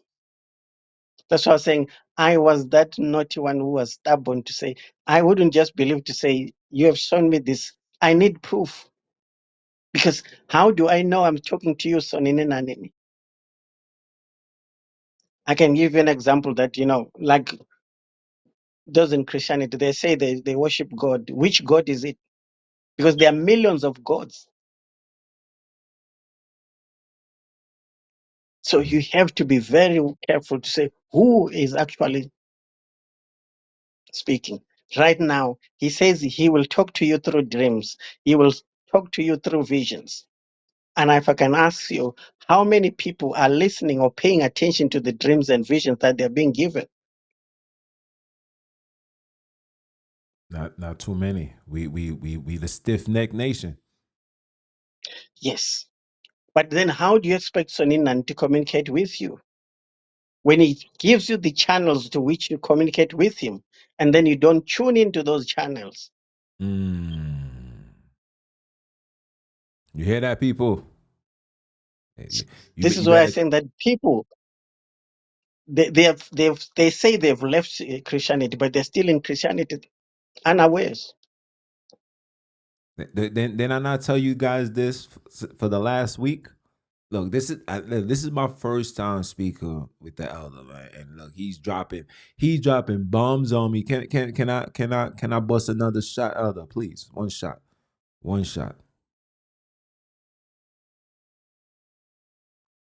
Can I can I Yeah, bust yeah, it? that's fine. Yeah, Oh, okay, yeah, that's fine.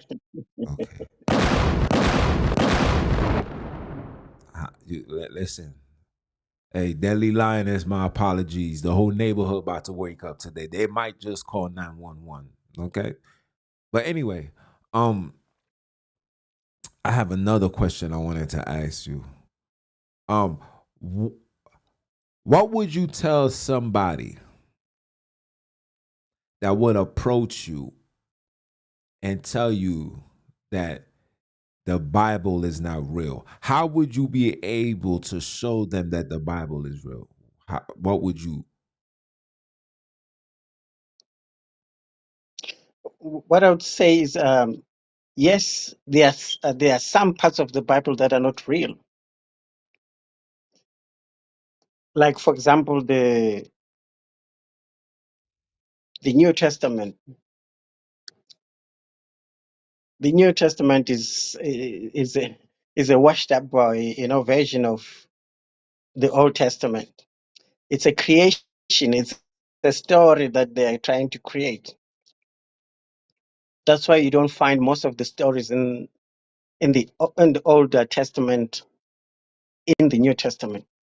You talk Like this, the the locations and stuff. Genesis, Exodus, and stuff. Yes, the locations, you don't find them in there. Even the locations that you find in the New Testament, it's like a step up of the deception from the original names in the Old Testament. Yeah, because uh, when you create, Superman, which is for me, Superman is the same as Jesus. Jesus is Superman because it's not real. It's a you know that this is what they did. So the New Testament is about Superman, who is Jesus. Superman will never exist. It exists in the movies and everything. So that's where it is. That ends there. Same as Jesus. He never was a human being.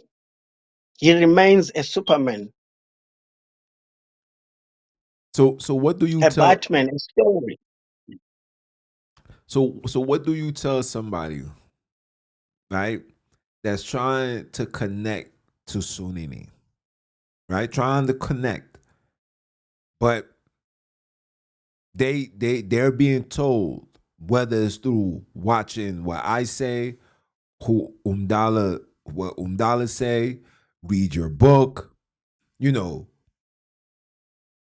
they hear what we're saying.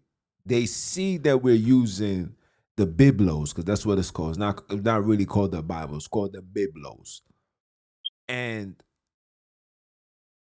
they will hear you say that the New Testament is inaccurate or is not real.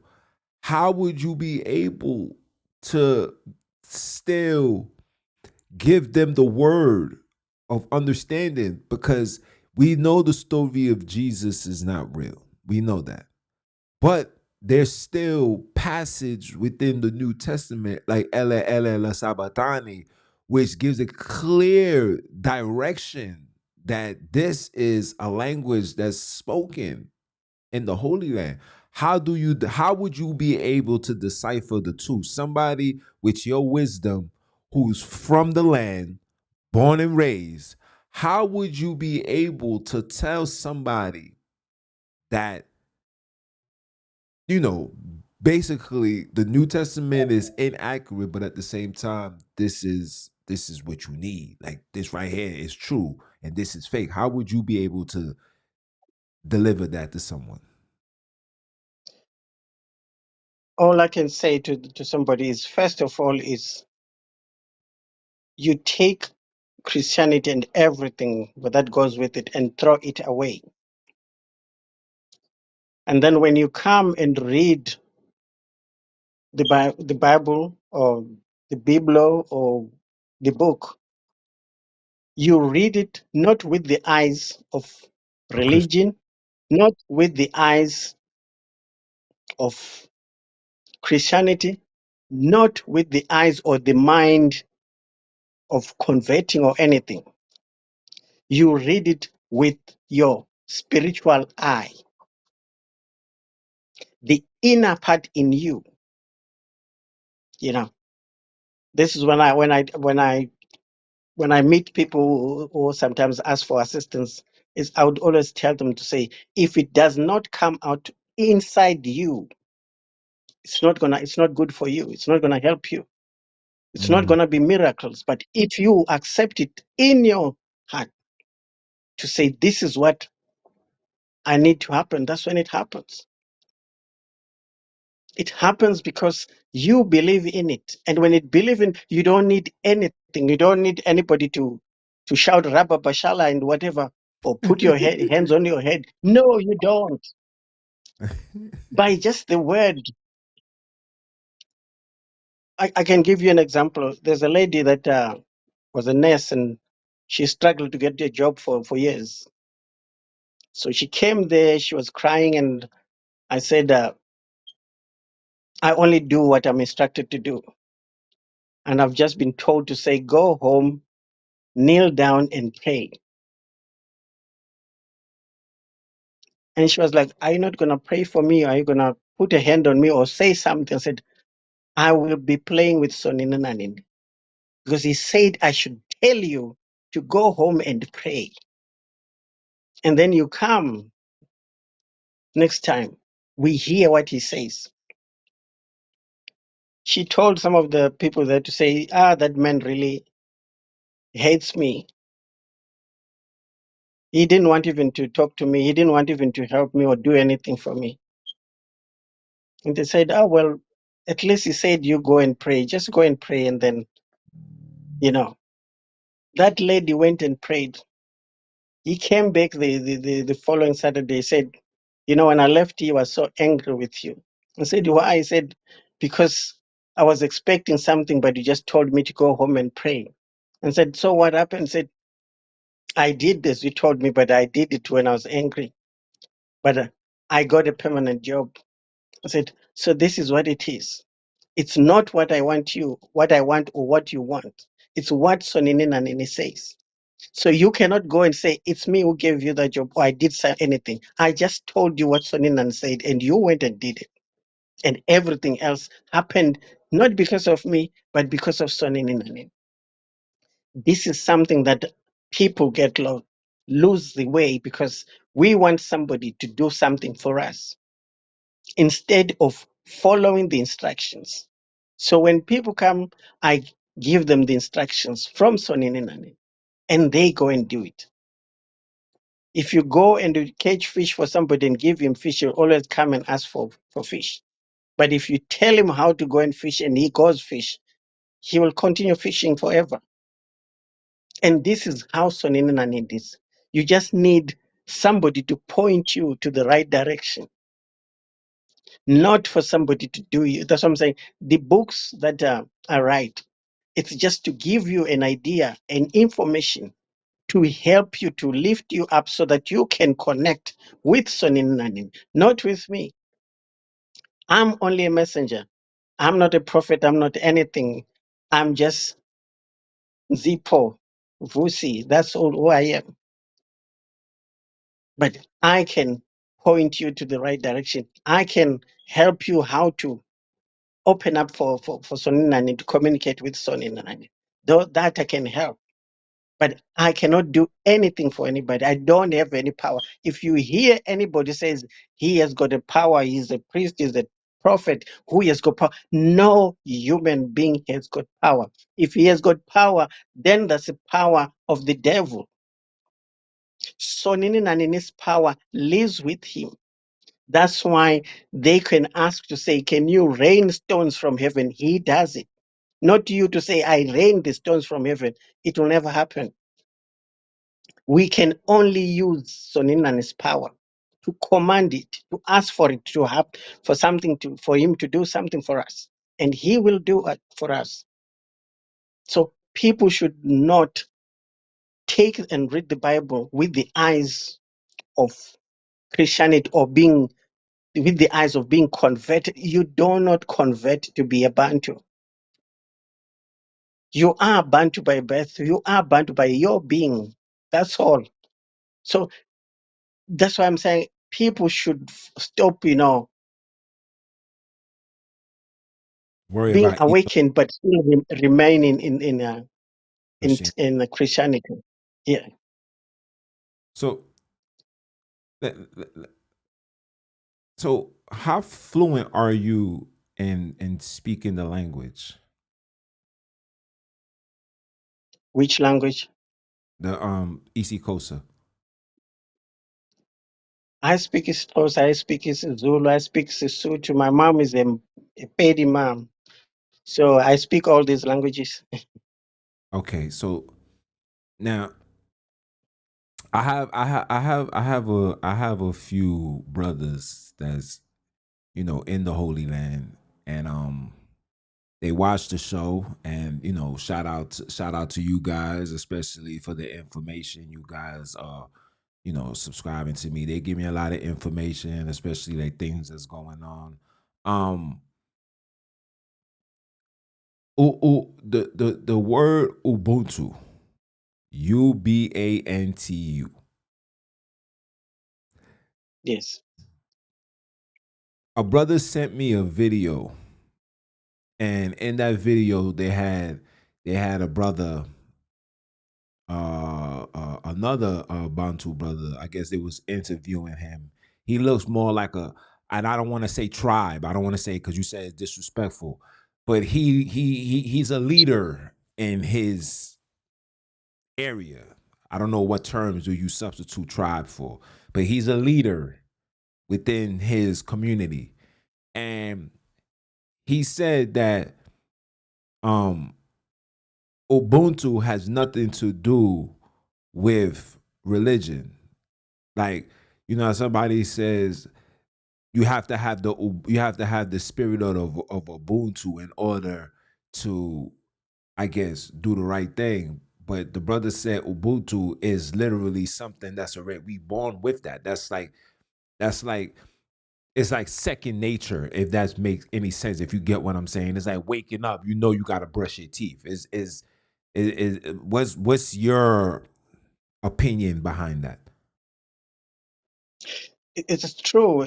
Ubuntu doesn't have anything to do with religion.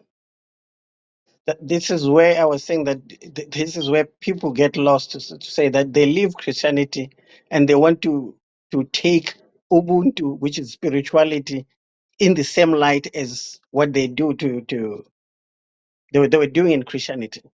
You know, like you don't have church, you don't have preachings, you don't. Those are kind of things.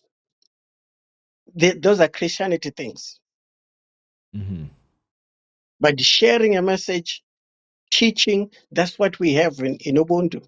Ubuntu, yes, it's like, it's an it's second nature. Yes, it's in you.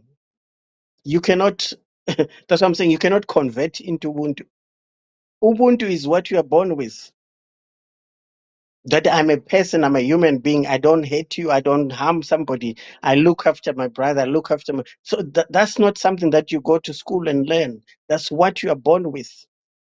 That's exactly That's why what. you think. Not to cut your Yes, wisdom. I'm sorry, but that's exactly what the brother was saying. yes, yes. Ubuntu is not something that you can get it from somewhere or read or graduate or be initiated into. Ubuntu is I would say, what we call Jan's, what we call Nzipho. Because if I drop down and go, what would you say? You say Nzipho is left this world, isn't it? But you still have my body there. You Mm-hmm. see?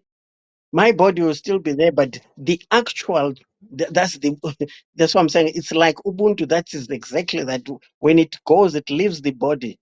That's the spirit. And this is where sometimes people say, when you talk of Bantu spirituality, they think you are talking of ancestors worship, and that's not the Bantu spirituality. That's not Ubuntu. Speaking, It's not speaking, a speaking. worship. It's No, no. Finish what yes, you're sir. saying. Finish what you're saying. When you say things, I just be ready to ask more questions. Like, go ahead. No, that's fine because that's what I'm saying. It's all right for you to come in because once it starts, sometimes it's just it's just flowing. So I would never manage to stop. So you come in as and when you feel to ask a question. Then Oh, yeah, okay. Listen. So just moving forward, I might just jump in because you will say something and it would trigger, and I'll be like, "Oh, let me ask this." So, that's what is it, according to the Bantu traditions, the Bantu, the South Alkebulanian people? What is your understanding about hell? Because we know that heaven is the Holy Land. So, what is your understanding about hell? Do you guys even have this conversation as far as hell? Yes, yes, hell is something that people talk about it, but they talk about it's a whole coin, which means, that's a hell where there's fire, which doesn't end. Is Because that that's true? where we believe that all, for me, hell is a fire that is being dropped upon people, like this world is going to be destroyed by fire. So that would be hell, you know. You know, I was told, I do a lot of, I do a lot of studies and a lot of things. I'll definitely, we'll speak, closed doors, gather intel, share intel with each other because today is just about you, it's the book, and just being from the Holy Land. But through the studies that I've gotten, it was said that the story of hell was compiled by Greek and Roman uh, mystical ideology that was used to put fear in the Bantu people to prevent them from rebellion. What's your intake on that? I would say to that, hell is something that is there, but it's just that the Greeks hijacked it. That's what I'm saying.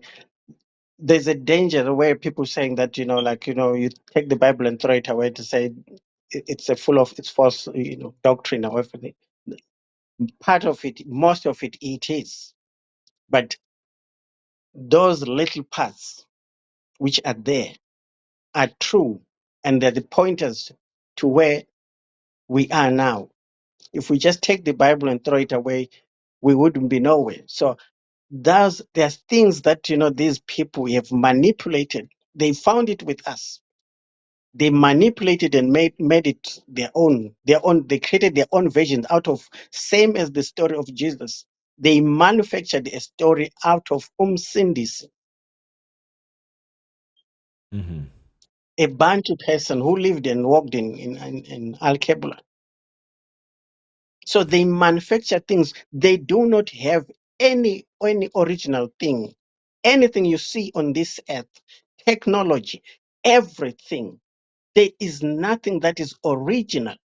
That's what people should understand, that everything they develop, they do it because they have the manual, the copies which their father stole from heaven. This is why he was thrown down from heaven, because of the secrets that he had. And those secrets are the ones that they are doing things here. Everything they are doing is not their own, but a replica of what the heavens, Sonini NaNini, has. So this is the stolen information. Mm. So so I don't know if you ever read the book of Enoch, and within the book it basically is stated, from what I understand, from what I've been digging up, the word says hell has enlarged itself. And from what I've been studying and been reading, hell was never created for the children of Sonini. It was created for the fallen, the Nephilim, and their children. What is your input on that? Do you agree, or or is there more to it that they've kept from us? And if they kept that from us, is the story about hell, is the true understanding about hell is still spoken of in the Holy Land right now as we speak? As you said, like in the book of Enoch. Yes, I've read the book of Enoch. I always make reference to it. There was no Bantu who was created for hell, or the hell was created for Bantu. The hell was created for the devil, and his descendants. Mm. Some of us, yes, will end up there because we are stiff-necked people. And we always, that's why you see a lot of, the awakening is so hard and painful. A lot of people have been in painful situations because of this awakening. It's not an easy thing, and it's not a bed of roses. He says it in the say that this is a hard, the road to Sonini NaNini is narrow, and only a few people go on it.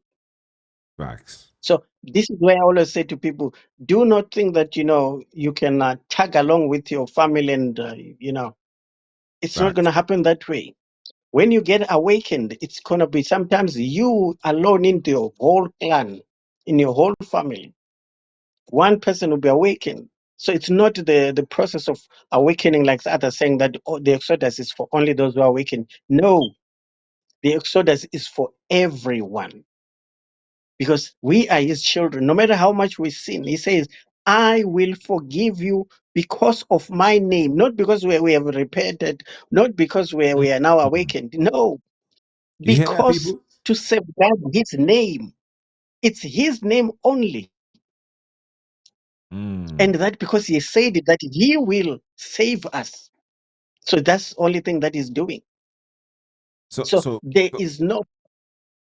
but before I cut your wisdom, let me just throw this out there.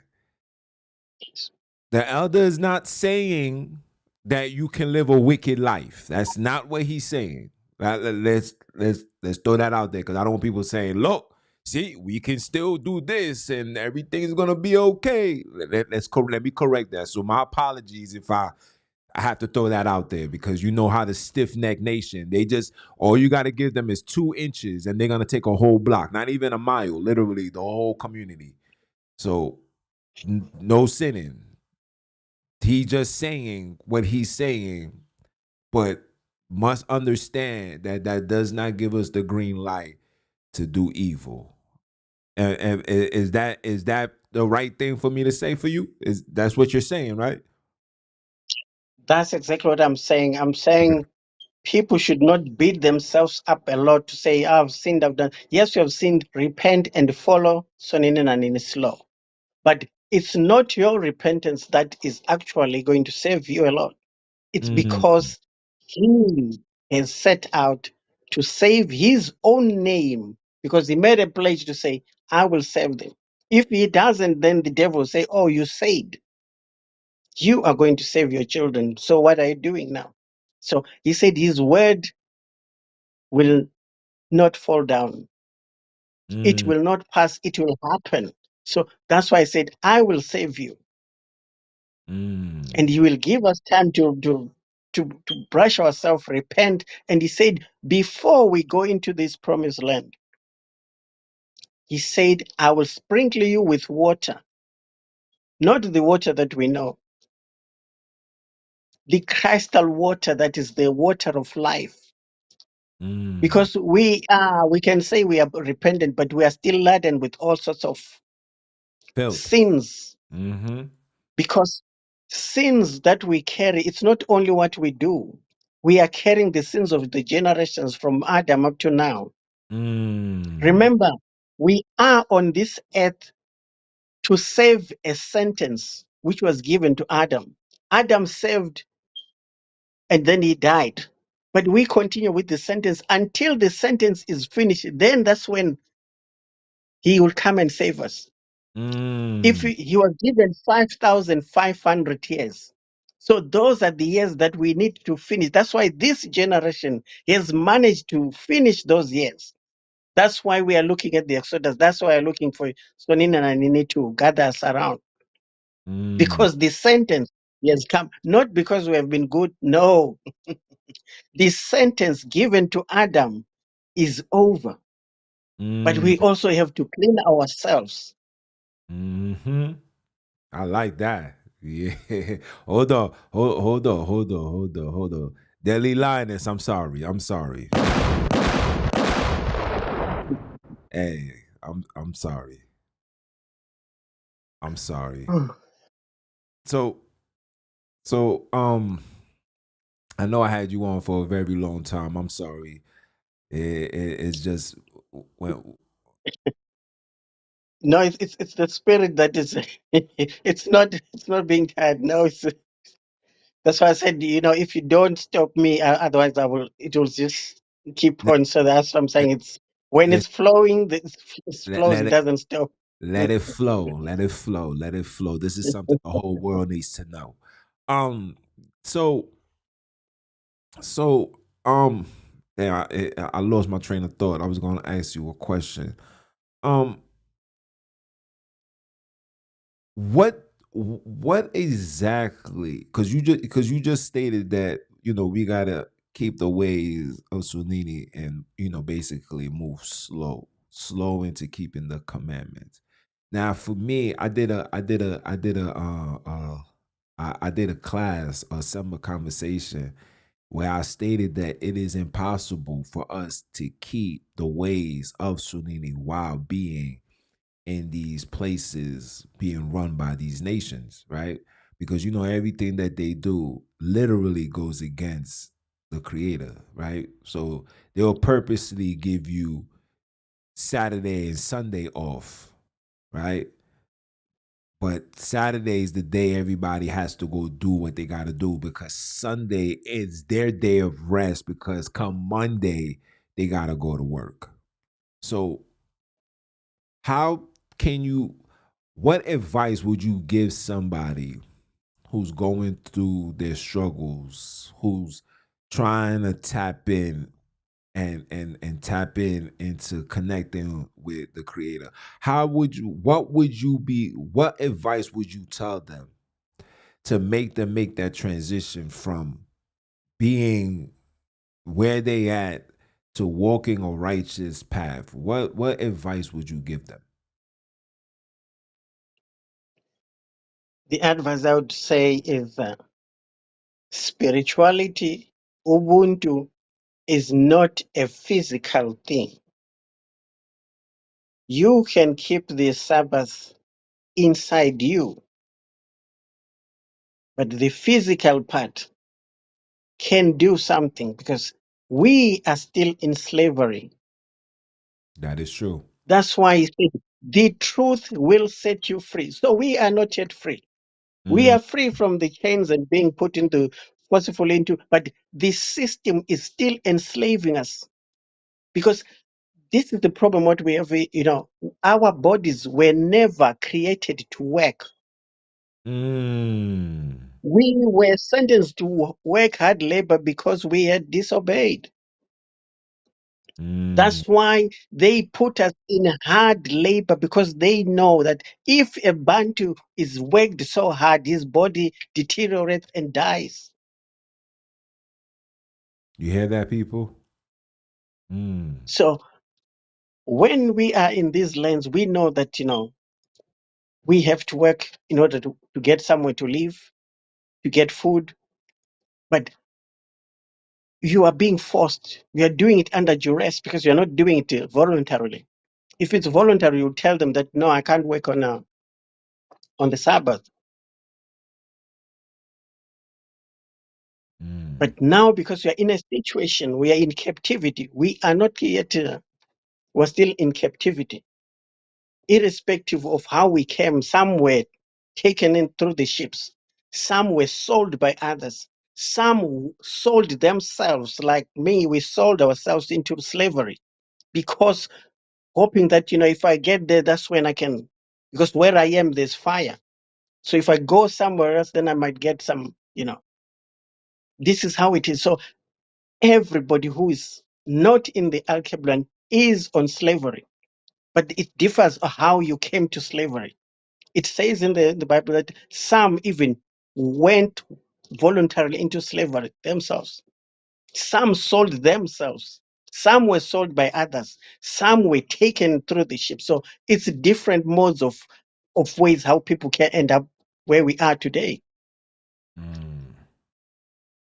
So that's why I was saying that we shouldn't be beating ourselves a lot about I failed to keep the Sabbath. We can keep the Sabbath in our hearts We know that, on the Sabbath, I cannot do this, but if you're forced to go to work, you can go to work. But as long as you know that this is the day of Sonini, for you to acknowledge, that's keeping the law. Mm. That's where sometimes I say people always try to Try to be over. remove Christianity name and put a new name, under Sonini, but still doing the same thing they do in Christianity, which is totally wrong. That's what I'm saying. People who move from Christianity should just throw everything away and assume Ubuntu. Ubuntu is what is in you. It tells you, it talks to you, but we always overrule it. Or when something comes to you to say, oh no, you shouldn't do this. And then the moment you feel like you want to justify anything, you know that you have already gone wrong. Because anything that is good, anything that is right, you don't need to justify it. Mm. So It's let me. just like somebody asking a question and said, have you gone there? And to say, no, but once you say but, it means you're trying to justify something. So it has to be either no or yes, and that's it. Justifying something is trying to, to cover up something or to make something look good when it's not. So let me ask you. Let me ask you another question. What do you say to the people? Matter of fact, let me ask you a serious question. I want to ask you two questions. And the first question is the term Halalaya. From what people tell me in the Holy Land, Halalaya has nothing to do with has nothing to do with the creators. Like it has nothing to do with it's like someone said that it stood for congratulations. It congrats. But when I ask somebody from the land, they say that's not what it means. That's question number one. I want you could answer that. And the question number two, damn, it really just slipped my mind. Question number two, what? Wow, it slipped my mind. When it comes back, I'll bring it back. So just what does that mean? Is that if is Halalaya something? Is that even a word that's being said there? And if so, is it what it means? Is it means congratulations, like congrats, or is it something else? The problem that's I still go back to when people leave Christianity and come to, when you say Halalela is not anything to do with Sonini NaNini, that's something that I find it very unreal, because it's a word, it's a Bantu word they use for congratulating somebody, you know. But people want to use it as it is being used in Christianity. You see, that's where the problem is, that people take actions or doings, deeds that happen in Christianity, and they want to bring them over and try to fit in things, like a prayer. People always want to pray, to go down, kneel down, pray in an altar, or that's not what the Bantu people do. They Our give ancestors praise. never went to church. There was no church or any congregation during their time. I can ask you, for example, which church did Abraham go to? Man, There was no church. I could say something too. Where did Abram pray? Abram never prayed. That was something that was put in. He gave praise and worship. He honored by doing the will and being obedient to Sonini. I say this all the time. People say I be wilding. Yes, Oh, yes. look, Because that's what I'm saying, that people want to try and take religion and bring it over here. You don't do that. what you do is even when you are talking, you can talk to Sonini NaNini. Thank you. Hold on. You Hold can on. talk. Hold on. Hold on. Hold on. Hold on. You guys hear me say this all the time. This is your father and your mother. You speak to them. You reach out to them and you say, look, see, this is how I talk. I say, yo, pops, look, I did bad today. I'm upset. I don't know what's going on. This is how I talk. I will speak to Sonini like I would speak to my biological father. No disrespect. I'm not coming angry. I'm not cursing. I'm not calling him out his name. I'm deliberately being a humble child and saying, yo, pops, I don't like what's going on right now. This is crazy. Whatever circumstances I'm going through. And you're listening to a brother, an elder from the Holy Land telling you what I've been telling you. See, I want you guys to understand that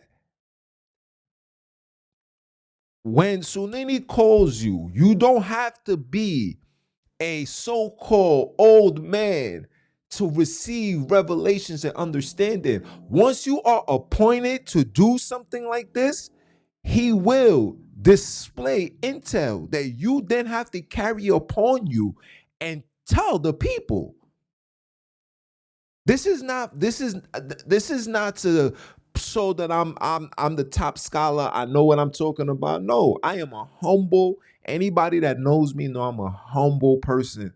And listening to the elders say what he's saying right now is and he's saying what I'm saying. And again, this is our first time speaking with each other.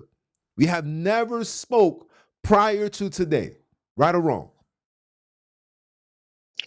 You're right. Never Right. spoke.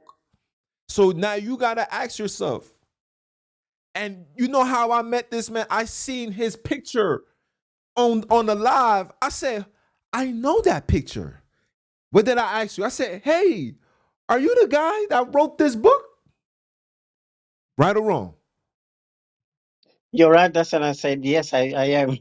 And what did I say? I said, listen, I need you to come on my show ASAP. And Yes.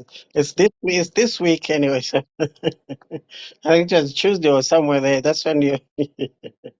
so you see, so this is how you know, this is how the heavenly ones, this is how it works.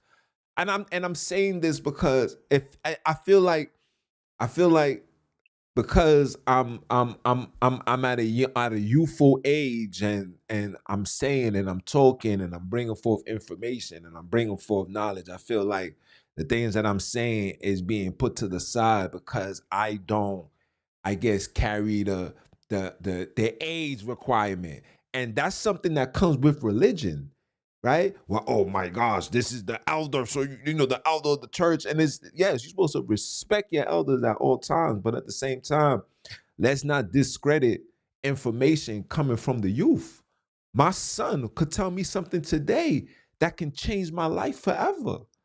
You understand what I'm saying? So for you saying that, it just confirms everything that I've been saying. So you guys cannot say that I'm crazy or you're saying that I'm confused, and I don't. We're not gonna say that. This is a brother who's from the land,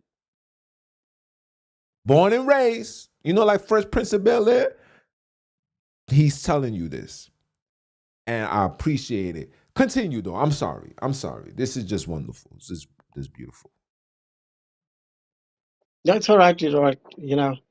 This is what I always, teach because, you don't look at a person and look at him with age. Like, if you come one day where we do gatherings, what we do, we just gather. We when people come, they think, what is happening? Because we talk. It's meeting. We sit down. We talk, and you know, they're children, 7-year-old, who come there and talk. So if that child you don't give that platform, how are you gonna know that he's got a dream or a vision? Because that's the pastor who's always preaching from January to December.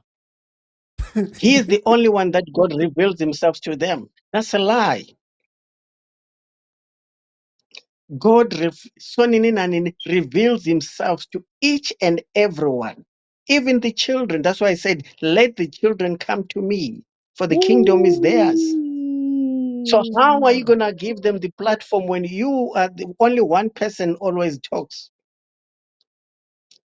With Sonini NaNini, Ooh. he said, even if there's no one to pass the message to his people, he will send a donkey or a tree to go and tell his people. So Exactly. if people look at a person and look at the age, then you are lost. That's why I always say to myself, I deal with anybody because anybody can tell you something. The awakening, I was given the awakening by somebody I was looking after, and they told me that this person does not talk, but he gave me a message which from today I still remember, and people were like, how come? How did you make him talk? I said, that's the only thing that he has said, that person. He was telling me something that even now, today, I'm shaking to say, he told me the truth. But it's a person who was known not to be talking. If Mm. I just took, oh, this person doesn't talk, so what he's telling me is nothing, I wouldn't be here today. But Mm. I listened to that person and I'm alive, I'm here today. Mm. And Sonini NaNini says it clearly, says, he has sent the downtrodden, the weekend-based things that no man should glory. Mm. The Bring it people out. that nobody looked at are the people that Soninane has chosen not the people that you know. Mm. If people are looking at people, the well-known people, the stars and everything, then Mm. they are lost. The people that are going to be used by Soninane are the people that nobody will ever look at them or even talk to them. That will be me. I was my mama called me the lost case. But now look, I'm in everybody's court case. They need me for everything. Praise the heaven. This is what I say, that you tomorrow, or maybe in few months or few years to come, they'll be calling you Msindisi, because that's what it is. A person who helps, who saves other people, is called Msindisi. Just Mm. like Abraham was Msindisi because he saved the people. Mm. Joseph was Msindisi because he saved his people. Mm. Noah was Msindisi, he saved his children and family. So a person who saves others is called Umsindisi. Mm. You see, that's where they got it wrong, and then they created Jesus. Speak it, man. Because they thought Jesus was something. No, it's a person who's Moses again was a Umsindis, because he saved his children, Sonin and his children from Egypt. Mm. So if people are looking at these big pastors, it's not going to come. It's not going to be one of them. It's Mm. the people that they despise, they look down upon. Those are the people that have sent to pass the message, to teach his people. Mm. I still remember there's somebody who read my book and says, oh, what's your qualification? I said, I don't have even a degree. I don't have any qualification. He said, what do you mean? I said, yes, that's what it is. I don't have any. And I'm not going to come and say, I've read this. No. The books I Fact. write, it's not because I do research. No. It's Sonini NaNini giving me that knowledge to write. I didn't research any books. No matter Facts. I resonate with lots of books I have not read, I don't read. I listen to him. He tells me what to say. He shows me what to do. And then I do it. That's all I do. Facts. Wonderful. Hey, man. So, so your platform, you might think, oh, well, those who are called, he said, even Msindisi, he said, I came for those who are sinners. So if the good ones forget, it's us who are the sinners who accept that we were the lost ones. So he is the one who came for us. He came for us sinners, the good ones. He said, I didn't come to you. Yeah, So like he says, the Pharisees say, yo, why are you sitting with them guys? You should be sitting with us. He said, you guys are whole. You don't need a physician. I am sent to these yes, brothers. So this is where we at. Don't I say this on my platform all the yes, time? I come for the gangsters, the killers, the drug dealers, the pimps and the hoes. That's who I come to save because they relate to me because I speak, they talk. You understand? And yes, this, yes, that's yes. to see. Oh man, you just lit a fire. I'm. You think the gavel is about to get banged on? It's about to bang even worse now. And all praises be to you, man. To Sonini, to my geez. Listen, I'm lost for words. I want to ask you a question now. So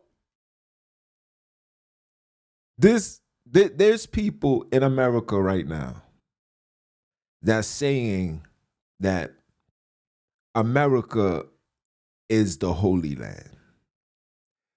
For somebody that's from oh no, let me backtrack. Now I remember what I wanted to tell you. The feast days that's that's written in the word. When you was growing up, was the people still following those feast days?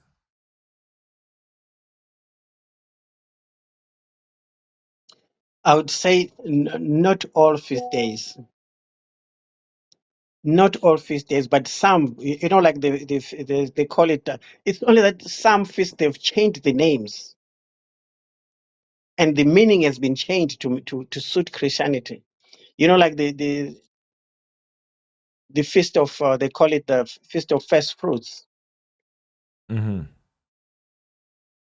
That's a feast which has in Bantu land, they still do it, but they don't do it in a religious way that but they just do it because it's the culture. That's why I say ubuntu, Sonini NaNini, the spirituality is the culture, is the way of life. If people can understand that being ubuntu and the spirituality is a way of life, it's not a religion, it's not a doctrine, it's just a way of life. Mm. As you were saying that keeping the laws of Sonini NaNini, it's not like being regimental as in the Christianity. It's just obeying Sonini NaNini, keeping his feast days like the Sabbath, the first fruits, all those kind of things. It's a way of life. That's what I'm saying. Some do it unknowingly that they're actually keeping Sonini NaNini's commandments because they were taught that only those that are mentioned in the Bible are the ones, but they still keep them in a different format, the original So hold on, feast days. hold on. I got two questions now. So, in is there anybody from the time you was there growing up? Was there anybody following the ways of Abram, Azaka, and Akobi? Like to its totality. They didn't follow no Christianity, they didn't care for no Islam, don't care about no Jesus. They was following the ways of Abram, Isaac, Akobi, and Moses. Yes, there You were say people who did that. There were people, that's what I was saying. There are people that can tell you the whole story, but they had never been to a church or they've never read the Bible. It's because they were just living the life that Abraham, Isaac, and Akobi were living. That's what I'm saying. This to us is a way of life because, like, I can give you an example. I'm from the Nzipho Mawandla family. We have got our own cultures, our own set of rules. So once you join in let's say maybe a woman comes and marries in our family, you will be part of that. So you practice whatever we do in the clan, in the family. So So it's a part of life. so we don't say tribes, we say clan. This is part of the clan. A clan is I would say it's a smaller, you know, So what do we group say? of,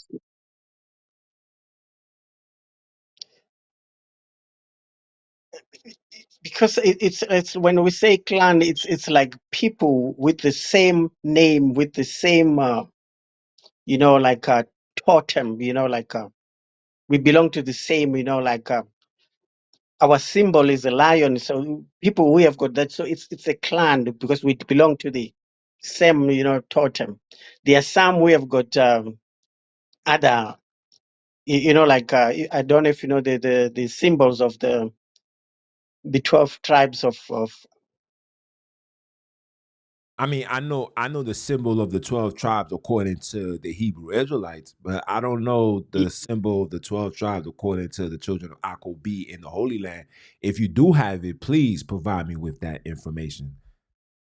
yes, you see, that's what I'm saying. That's what they take. That's why I find people from Alkebulan, they've got that, they've got a symbol, they've got a symbol of their, you know, Their their clan. their second name, their surname, their clan name. Yes, yes.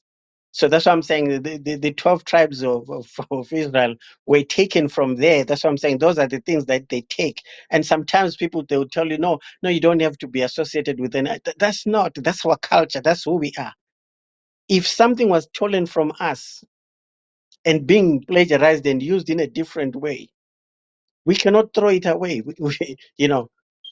That's what the problem with what we find now, that people, we are made to lose who we are because we say because Christianity didn't allow it, therefore we must forgo that. That's not how it is. It's just So like our names. You say, so the the children of Akobi, are you able to, are the people still able to locate each children of Akobi? Like like Nafali is on the rise. Natal, that's what they say in the Zulu area. I was told that Dan, because in the so-called Bible, the Danites has been removed, but I was told that the Dan are still active, but they don't call themselves Dan. They say they are the, I don't want to say tribe, but they are the people of Da, like Da, not Dan, like Dan. Is the people of Da. They the Da people.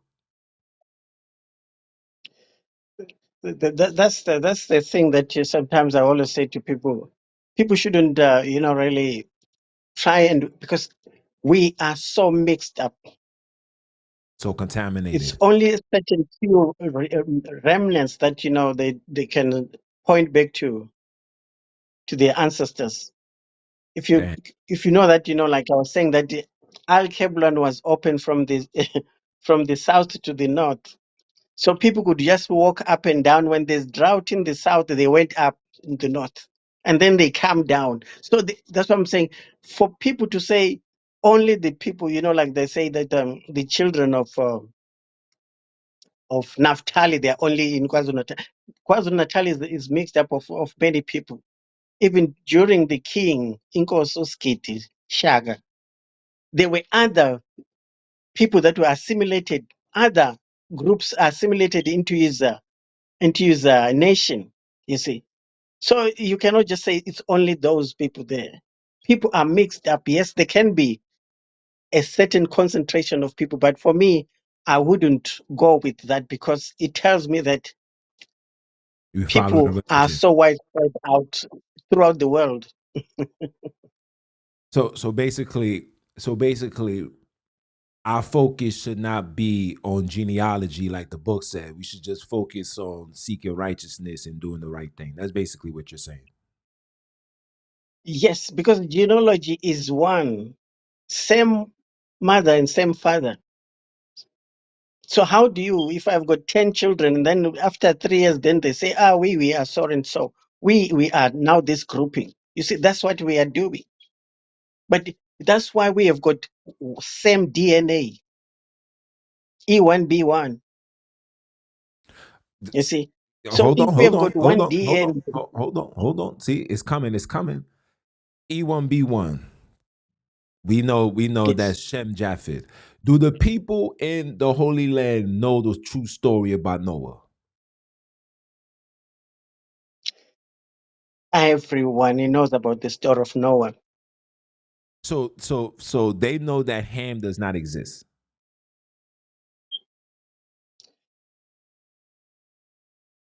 A lot of people, that's what I'm saying. This is, it's only people who have read, who have been to church, who have been to Christianity, who have read the Bible that can tell you those stories. But if you go to anybody, that's what I'm saying.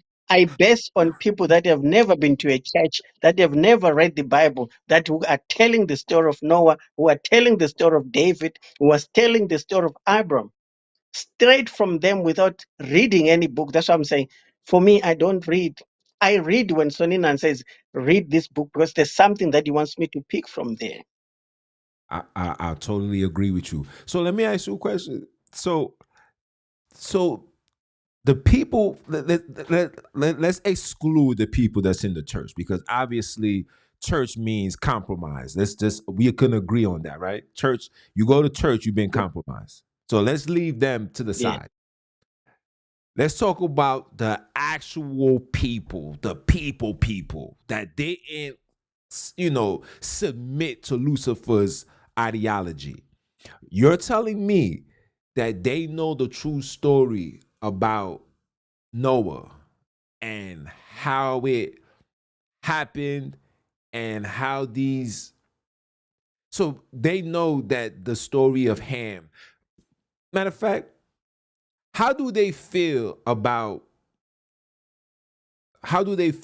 Europeans calling the Alkebulan people Hamites? How do they feel? How did you feel when you heard that? That's what I'm saying. For me, it's just name calling, because they never even that's what I'm saying.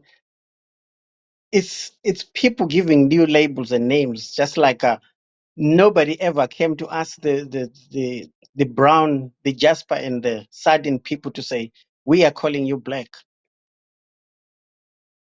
It was not by consensus, but it was because of discrimination against us and calling themselves white. But when you look at them, they don't look, they're not white, they're as pink. That's true. And we are not black, we are brown, to be honest. Facts. But that comparison is, that's what I'm saying, is most of the things and the terms, I don't like to use them because they're derogatory if you understand where the basis of that, where it comes from. But if we take it on face value because it's what people know, yes, it sounds that way. But for me, because I've got that inner thing that tells me that this is not the way it is. So it Mm. becomes hurtful to actually use that name. So then these names like Hebrew and Jew and all of that. Again, we're not talking about the people in the church. We talking about the actual people. They don't know nothing about that. I would say, there's a lot of, like if I would say every Bantu person, or let me say every black person, wherever they are suffering trauma. There is trauma that hasn't been treated, that a lot of people are suffering from that, because when the people were captured to be put in the ships and everything, it was not done in a manner to say who volunteers. It was by force. Some even were killed fighting not to be. So the trauma of it started from being captured, being colonized, being overtaken, and Mhm. the ships. The trauma, even that's what I'm saying. All you, especially you in America, the trauma is still in you from your ancestors. That So is a fact. every Bantu person is suffering from trauma, and that we should accept. If we don't, then That's why sometimes we fail to to rationalize some of the things because we are under so much trauma. And these, people come and say, "Oh, you are Hebrew," you are that, because we have been so brainwashed to a point that we can only hear the voice of our masters. We Damn. cannot reason on our own. That's why now, because Putin has said it that there was no white Jesus, they could. But if you and me or any other black brother would say that, or black sister would say that, I think the whole world would be attacking him. But because it's being said by one of them, nobody's even raising a question or anything. But this is something that we have been saying all along. But because it's being said by them, the liars, the deceptors, now everybody wakes up to say, "Oh no." Now they say, "Oh, because it's not white, therefore there's black Jesus." There's nothing. That is Superman, a fantasy, a creation. Yeah,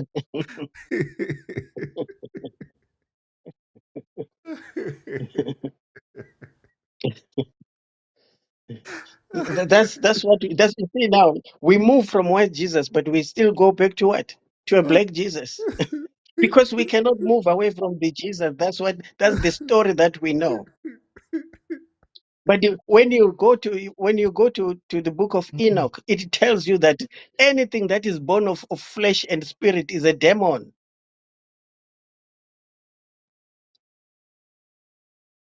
It's there on the book of Enoch. I think it's chapter 15. 25. Oh, I, Yeah. Is it I chapter got. 25 or chapter 15? Somewhere I there, think where it it's says chapter that 15. they, yeah, they've fallen from down. They came here and we and took wives to themselves and defiled themselves. And whatever was born, they born giants. Hmm. And those giants are nothing but a demon. They are here on earth, and they are on earth is their dwelling, to destroy, to kill, to cause strife, and all what we see today. Those are the demons that are possessing this world. So if you don't have that basis, you'll never understand where all these problems come from. So let me ask you another question. So we know that life started in Alkebulan, right? And through the studies that we have done, we know that when the Fallens came, they fell and they was in Antarctica. Now, when you see the difference from the distance from Antarctica to South Africa, it's really not that far apart. It's literally like from America to Africa, or should I say South Africa or Alkebulan, excuse me, to South America. The distance is not that far apart. Um, do the people in the land, and I still wanna just land back on this understanding. Do the people in the land know the origin of the fallen, and are they able to identify the fallen's children in this very modern day of time? Again, this is not I the would say ones that yes, don't go because to church. The ones that don't go to yes, church. yes, yes, because when I grew up, there was this saying that we shouldn't go out alone because there's these cannibals, amazimu, because these are the children of the fallen ones. I don't know if you've seen some of the old. Say it again. I'm sorry, Watch out for the what? for amazimu, the giants, the cannibals. Okay, they still exist. So these are the giants. The- they used to exist a long time ago in Africa. So that's the thing, that the people were scared of them because they would kill you and eat you. So it's humans eating us, the Bantu. And it's there. If you, I don't know if you've seen some of the old African maps. where they saw these big giant Yeah, I did. Nephilims, eating humans. Yes. So this is what is. That's why I'm saying we grew up with that. They knew in the, not that they'd gone to school or anything, but they had that story to say, these are the people that eat us. So So so they knew that these people were not human like us. so from my studies and doing my research, which I'm still digging deep. Are you can you agree or disagree that these Nephilims, these giants, their children or the other nations? Do you agree on that? Yes, they're the children of these other nations. But if you understand that these are they're like the direct descend. That I would say these nations are the direct descendants of those, because those were the first that came were produced by the fallen ones. So they are the descendants of the fallen ones. So do you believe? Do you believe? Because I know a lot of people wants me to do a conversation or a class or a lesson about where, well, they want to ask the question, if these other nations was to pass away, do they have access into the heavens? What is your understanding? Do you think, or do you believe that they know where they're going? Like, I believe that they know exactly where they're going, and their main objection is to make sure that the children of Akobi, the children of Sonini, the children of Abram, Azaka, the children of Shem, the children of Japheth, their objection is to make sure that all of them go to the pits of hell, or where they're destined to go, they want us to go to. Do you agree with that? I do not agree with that, because when you look at it, it goes into say that first of all, I would bring in the point of we know that when our ancestors came on this earth, they didn't live in Alkebulan at the beginning. They were moved to Alkebulan from a land that they were banished out of. And now that land is not Alkebulan. It's a shut off from us. We don't see it, but they were moved to Alkebulan from a place, their original place. So this is the original place where we are going to. And these nations, they do not know where to go, because their father, their their ancestors have got nowhere to go. All they want is to try to get away from this earth. That's why you always see them going up in the sky, going to the moon and whatever. They're trying to get a way out, to find out if they can go somewhere, because they know where we come from and where we are going, but they do not have. So that's why I'm saying I differ maybe with some of what you said there, to say they really don't know where to go. All they're doing is trying to search a way out, because they know where we come from. They've got records, remember? They've Mm-hmm. got all our history. They've got it. So they know where we come from. They know who we are. And they know where we came from before we came to Alkebulan. They've got all that history. Because our ancestor Adam and Eve were not in Alkebulan, first of all. They were moved after they disobeyed. So it's like you're moved to a prison. So Alkebulan and this earth is a prison to serve sentence when you have sinned.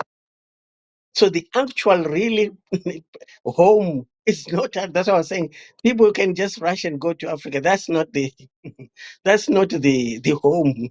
That's a place where we get to in order to get home. We're placed in on earth to save the sentence for disobedience. Mm. That's why I'm saying, he said, I'm going to prepare you a place. It's not Alkebulan. So That's what I'm saying. where do you believe it is located? Your opinion. It's located right next to Alkebulan. Madagascar? When you see the end of Madagascar and think that's the end of the earth, that's what I'm saying. It's there somewhere. That's the area. That's the area where it is. It's not far from here. If you remember that, even when there was the deluge, when there was the flood during Noah's time, they say the water rose up so high and then it entered heaven. So heaven cannot be up the stars there, up the moon and stars and the sun. Heaven is just above, at a certain level of this earth.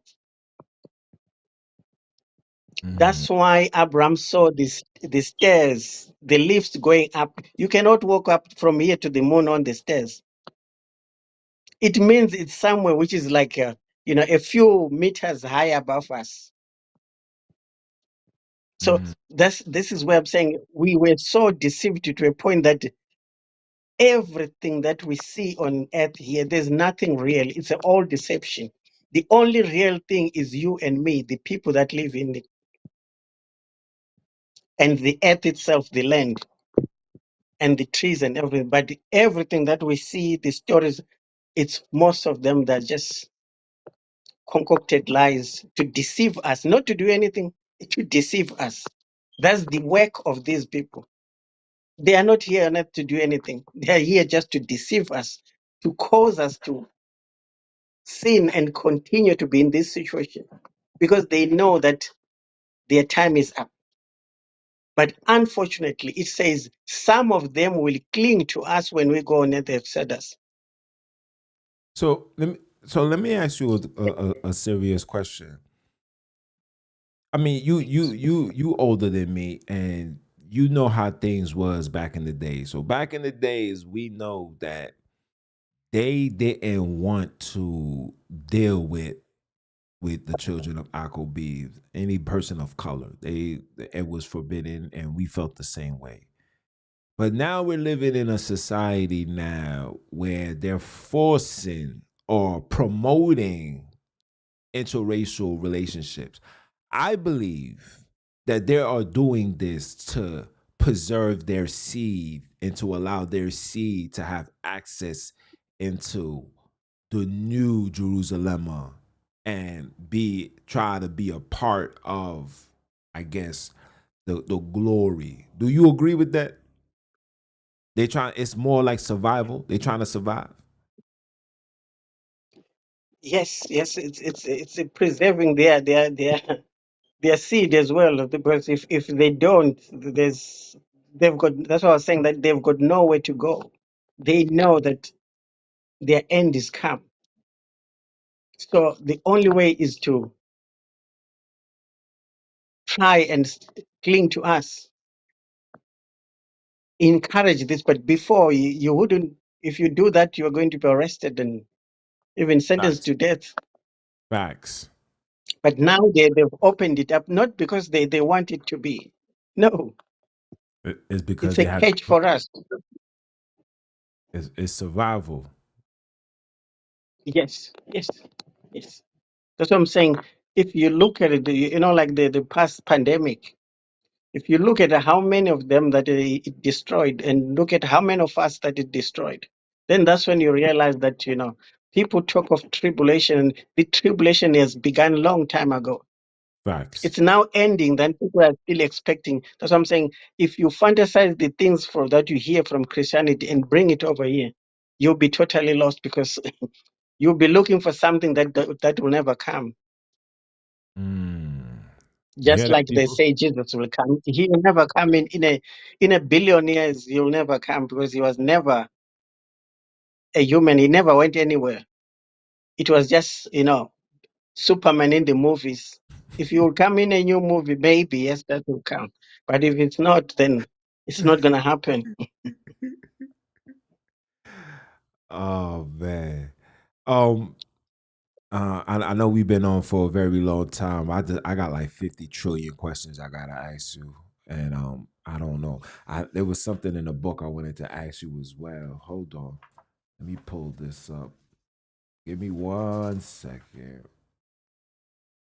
Um, All right. we spoke about the the Bantu way of life before Europeans. I know we touched on that.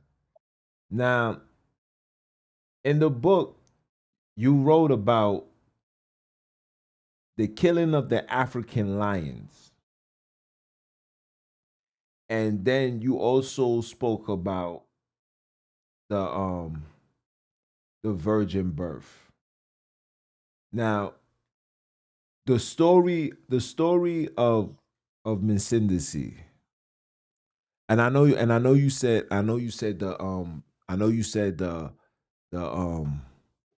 the New Testament was, is basically a comic book story. So, is there any, and again, this is not for those that's in religion. I mean, that's in the churches. We speaking directly about the people of the land. I never read the Bible, never went to church, the whole shebang. Is there do they remember, or is that story of descendancy correct? Is it real? And the story about Mary and Joseph, is that correct as well?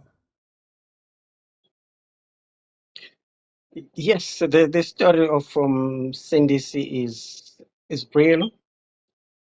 It's a true story that was adopted, plagiarized, stolen, and Repackage. evaded. Yes, and brought up into being sold to us again. When it started, it was by force. Then that's when you realize that it wasn't the true thing. Because the true thing, you don't have to force anybody. When it's forced on you, then you know that it's fake. So that he had a father and mother, Mary and Joseph. No matter the names have been changed. So there's nobody alive in the Holy Land that knows the actual names of our forefathers outside of Abram, Isaac, Akobi. Like, there's, you know what I'm saying? They could be, but I doubt that much because they tried to destroy anything that could awaken us. That's what I'm saying. Even if now, that's why they want even to ban the Bible, because they thought we could never unravel this, This this lie. deception. Mm-hmm. Yes, but that's what I'm saying. Sonini and NaNini made them to leave a lot of evidence for us to be able to awaken, because all this, is written in our hearts, in our inside. Because we are spiritual beings, we still connect to the original scrolls that Sonini and NaNini has. That's why we can always awaken. We can sleep for a long time, but we will always awaken.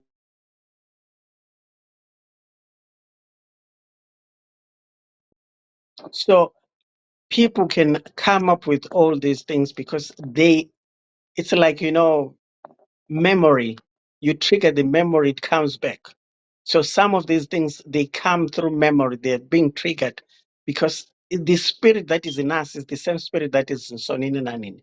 That is in this. It is the same spirit that is in our ancestors. That's what I'm Speaking, saying. If you, go finish what you're saying. yes, I was saying that it's just like when you put some air in a bottle and then you open up and it escapes. You cannot point where it is. It just, you know, gets out and be somewhere around you, but you can't see it. This is exactly what it is, that our ancestors, Sonini Nanini, is still around with us, because the spirit that we have is what we got from our mother and our father. So it's connected right back to Sonini Nanini. in the same way that we have a physical DNA, but this one is a spiritual DNA.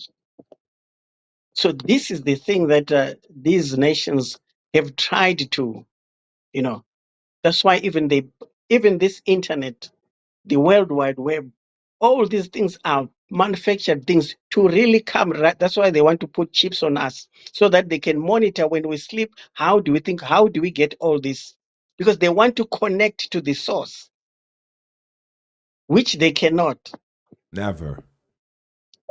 We can only connect. It says Mm. the spirit that these nations will never receive because they don't have it. You know, if you are a wood, you will never connect wood with electricity. You have to be a metal to connect. So that's exactly how it is. They are wood, and we are metal. We can connect with electricity and everything. So this is the difference that we have. So it will never happen to them. They can try. They can put chips on us and monitor us, but they will never connect. You know. So let me ask you another question. Now, you brought up the Leopold letter, and in that letter it stated that everything of our customs and culture they was gonna display it as being evil. Now, I know in Africa, Alkebulan, excuse me, I owe like $20 now. In Alkebulan, there is, custom, like you said, in your clan, you had customs and ways that you was brought up doing.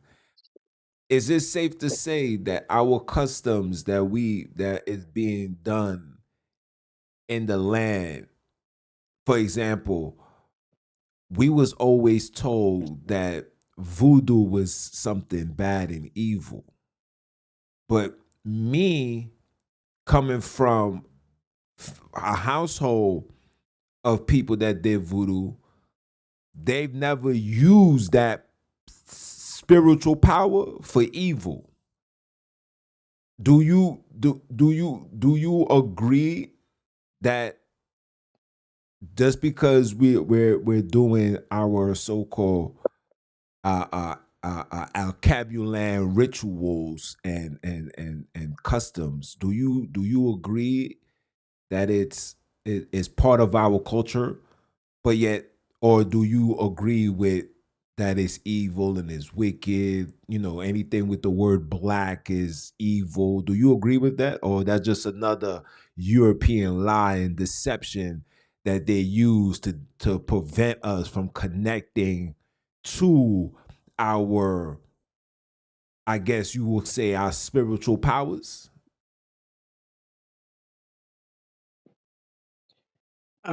What I can say is I always struggle to understand what they mean by voodoo. If you say voodoo is witchcraft, then I might have an understanding. But if it's not, then it could be something which is totally different. Because that's what I'm saying. In Alkebulan, there's different cultures. There's different things. There are people doing different all sorts of things. Like for example, for me, my mom is from another different tribe, different nation. So they've got something that is different from my dad's side. So I end up having these two cultures mixed together. You know, but in terms of you were saying that voodoo, it's not I would say on the southern part I would say it's not a culture. It's I would say it's people who take spirituality into a different level. It's just like witchcraft. You know, it's taking spirituality. It's both spirituality, but this is not the spirituality of Sonini NaNini. It's somebody doing it, taking something and using it for a different purpose altogether. But it's not connected from the source. I would give you, for example, that these pastors, I would say, the Rababashala, the speaking tongues. There's no speaking in tongues. It's speaking in a language that somebody you don't normally talk. So that's what I understand with speaking in tongues. You speak in a language that, let's say you go to China, you start speaking in Mandarin so that the Chinese people would hear. That's speaking in tongue. Not that you go and say Rababashala. No, that's not speaking in tongues. Speaking tongues is passing a message in the language of those people that are, or the audiences that are listening to you. Sonini can give you that power to speak the message in a language that you don't know, but because you're passing it, you have been sent to pass that message. He will give you that language. You can speak in that language. So that is the speaking tongues, not the ones they use in church. So the powers that they use to speak Rababashala and heal the people and touch their foreheads and they scream and jump and fall down, all those kind of powers. Those are the powers that are people use from witchcraft. They are not from Sonini. So basically, It's powers that they acquire themselves. that's come from the demon spirits that you was talking about earlier. It is. That's what I'm saying. When people say they worship God, the thing is which God? Because there are millions of gods. They are images of gods, or they are whatever, because all those, they're spirits that are, those are the demons, Mm-hmm. you know. But if you say Sonini Nanin, there's nobody who can ask you to say which Sonini Nanin, because there's only one Sonini Nanin. So There's only one Msindi. For Alkebulan spirituality, it's not. I don't know how to phrase it. It's not like we're doing a custom, and I'm just asking you, and you could just correct me if I'm wrong. Are we following? Say we're doing something. Now we know that certain rituals is forbidden, but there's also a lot of cultural things that's done by the Alkebulan people that is not seen as sinful, or is not a sin, but yet we would demonize it, because based on the studies that we retrieve from Europeans, they're basically always trying to depict and display anything of our culture as evil. Do you agree with that? Yes, yes. That's why I was saying that they demonized everything that gives us who we are, our image, our spirituality, our connection with our Father, so So that we can disconnect with Him. Yes. so so how can we connect back to that? Yes, we know we got to keep the We laws. can. Yes, we have to keep the law, but the most important thing, this is where I differ with so many people, because they are still, that's why I said they're still in they're still in Christianity, but they're hiding behind the curtains to say we have moved out. You know, I can tell you that I can give you an example that I've seen here. A man, he was in his 90s. He was looking for a relative of his because he was given up as a child for into care. He was adopted. So he was looking for his blood relatives. He was 90 years old. And he was saying, if I see or hear anybody who is related to my mother, my dad, or anything, that's all I need in this life. And you ask yourself, what does it has got to do? Because it will be like maybe 2 or 3 generations between him and that person. Why would you want to connect with that? But they tell you that you cannot connect with your mom, with your dad, with your ancestors. You can't connect with that. But they still go and have a remembrance day. but they tell you you don't go near your father or your parents' grave or anything. You don't honor your ancestors. All those kind of things, those are things that were demonized to cut us off. Because if you look at it, Abraham is an ancestor. My dad, his late, is an ancestor again. So what's the difference between my dad and Abraham? Why has all of a sudden my dad become a demon and a bad thing to me? When he was alive, everything was good and he was my dad and I loved him so much. So these are the things that they put to us, demonize, so that we do not connect. And he says he will turn the hearts of their fathers to their children and the children to their. So if we do not connect with our ancestors, we cannot connect with Sonini because they are from him. Mm. Just the same as the inherit. How do we inherit Alkebulan when it was given to Abraham? If we do not connect with Abraham, we are his children, we're his descendants. So we just have to continue to honor him and respect. So this is where they put it in to say, when you say honor, you are worshiping. No, that we are not worshiping the dead. We are honoring them. They honor their dead, but we are not supposed to do it. Like here in England, if you go around in their churches, outside their churches, the graves are outside the church. So you'll be praying, if you go to church in England, you'll be praying in the midst of the graves. You see, but with us, there are some who even haven't been to the last day they've been to the grave of their relatives is the day of the funeral, Mm. which is not, we cannot claim Abraham's inheritance if we're not connected to him. But we cannot only connect with Abraham when all the people we have between Abraham and us, we don't honor them as well. Mm. Mm. So we need, this is how we connect. You cannot connect jumping all these things and you connect with something that is miles away from you. You connect with one that is near to connect, because that is what the connection is all about. What we did is like, it's a symbolic of cutting the umbilical cord. This is what we do.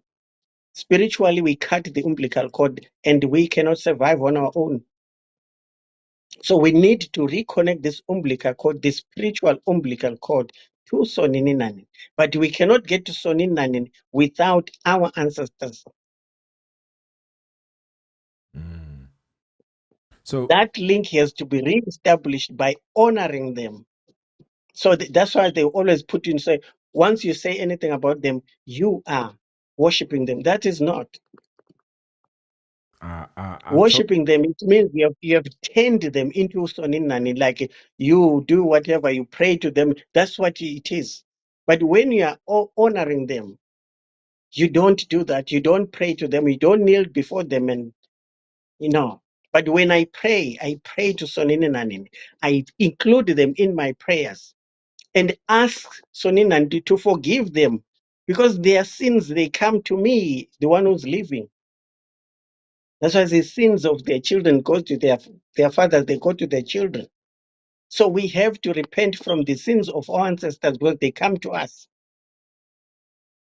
So So when we pray and include them, that's how we honor them. That's how we connect with Sunan, with them as well.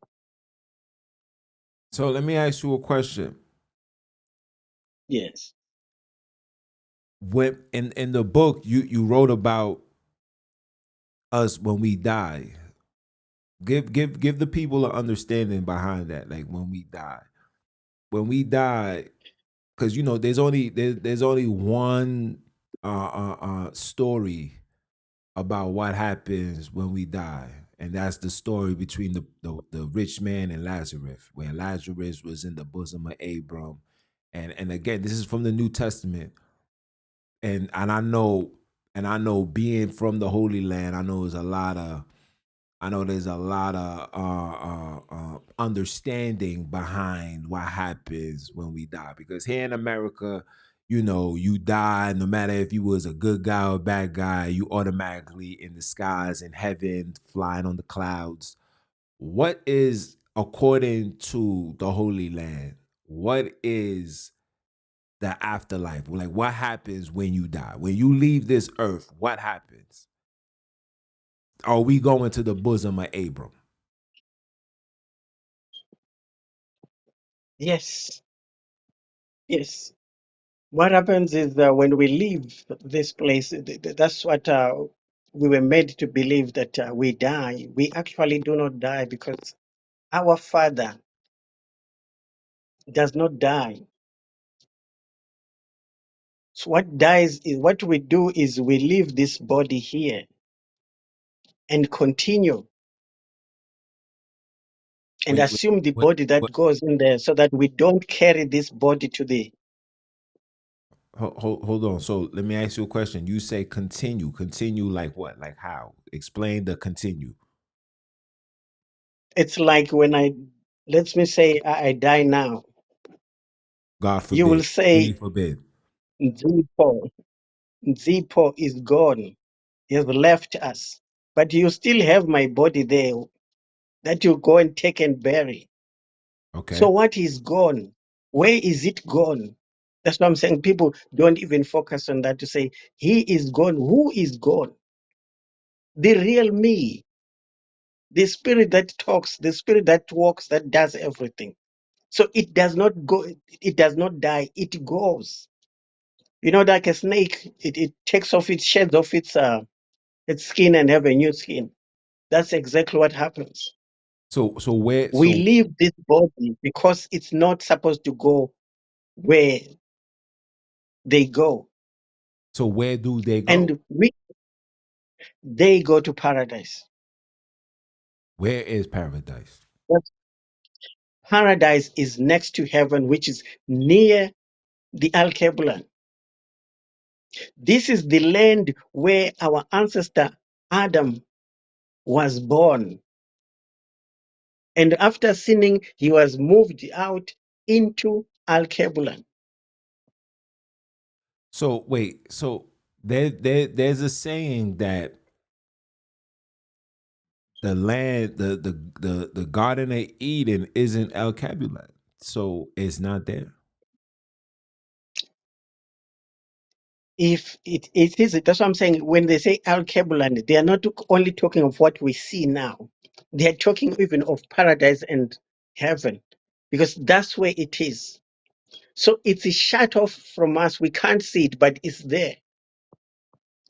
So this is what it is. Yes, it's in Alkebulan, but you cannot go and say this is where Adam was.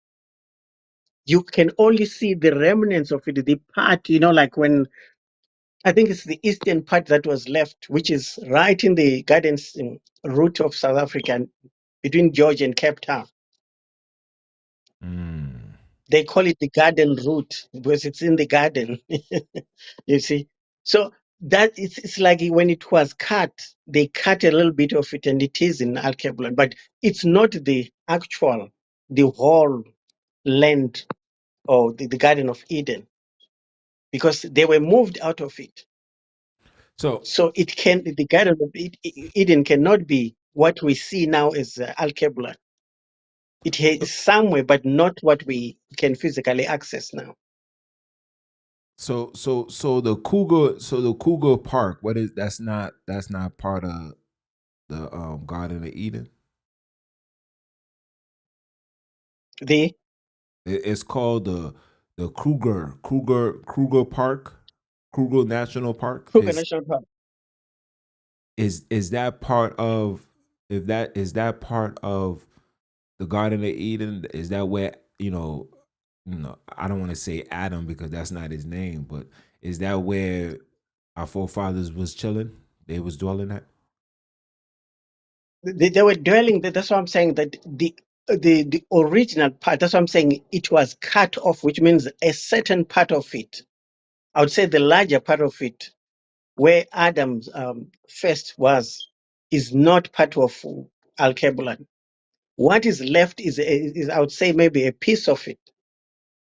Mm. So if he was moved out of therefore it cannot, we cannot go back to the land that was moved, our ancestors. You see, so that's why I'm saying it was cut off, which means it's preserved somewhere, which is next to paradise. I think it's in one of the, I think it's one of my books where I did explain further about this, to say that the land we are going to, Is we are it not going to all congregate in the Alkebulan. it, We are it going to meet in the Alkebulan and then be taken to this paradise. is this writing in the Bantu Spiritual Awakening, or is it another book? I think it's in one of the book, because in the Bantu Spiritual, I didn't go off as deep as this.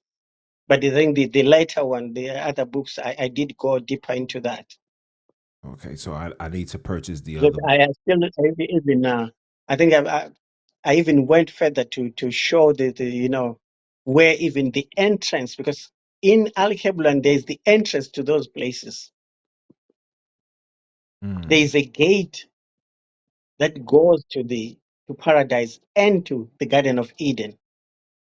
So the art of the So covenant is there too. Alkebulan can yes. Is the Ark of the Covenant, is it there too? Or is it somewhere in Alkebulan? I'm sorry, I didn't hear the first part. Is the Ark of the Covenant, is it in those areas or is it somewhere in Alkebulan? The Ark of the Covenant is in the Alkebulan. But nobody knows where it's at. Because it says it will be hidden until that time. Is that true or that's another? Exactly. You're right. You're right. But I can tell you that you would know where it is. You said I will know where it is? Definitely. That's a lot of pressure, guys. I think I need to go take a trip over there tomorrow. I need to go find it. He says he will reveal. He doesn't, Sonin, and there's nothing he will ever do without revealing to his chosen ones. His chosen ones, there are certain people that he can point out Oh to wow. say, my thing is there.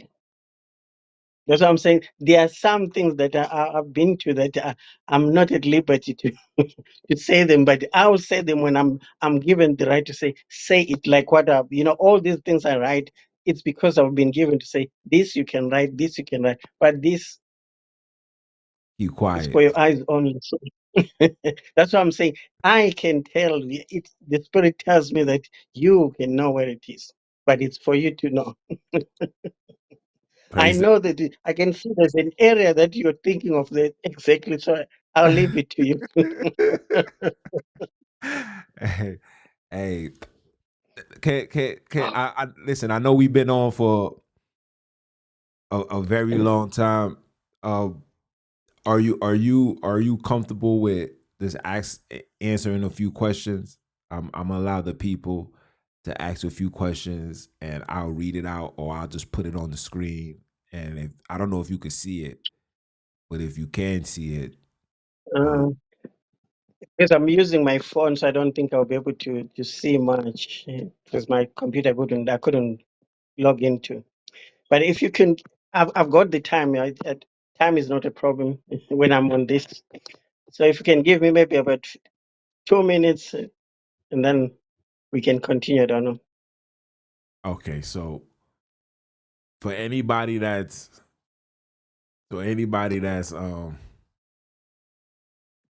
online right now, please, if you got any questions, go ahead and ask away. Hey, man, the elder came by here, gave you some barbecue chicken, man. Now, excuse me, we not eating no chicken. He gave us some good home cooked Bantu meal, and it's delicious. So please ask away. But while the questions come on, um, you said you stated that Can you excuse me for a minute? Can you excuse me for a 2 minutes. Oh no, take your time. Take your time. Take your time. Take your time.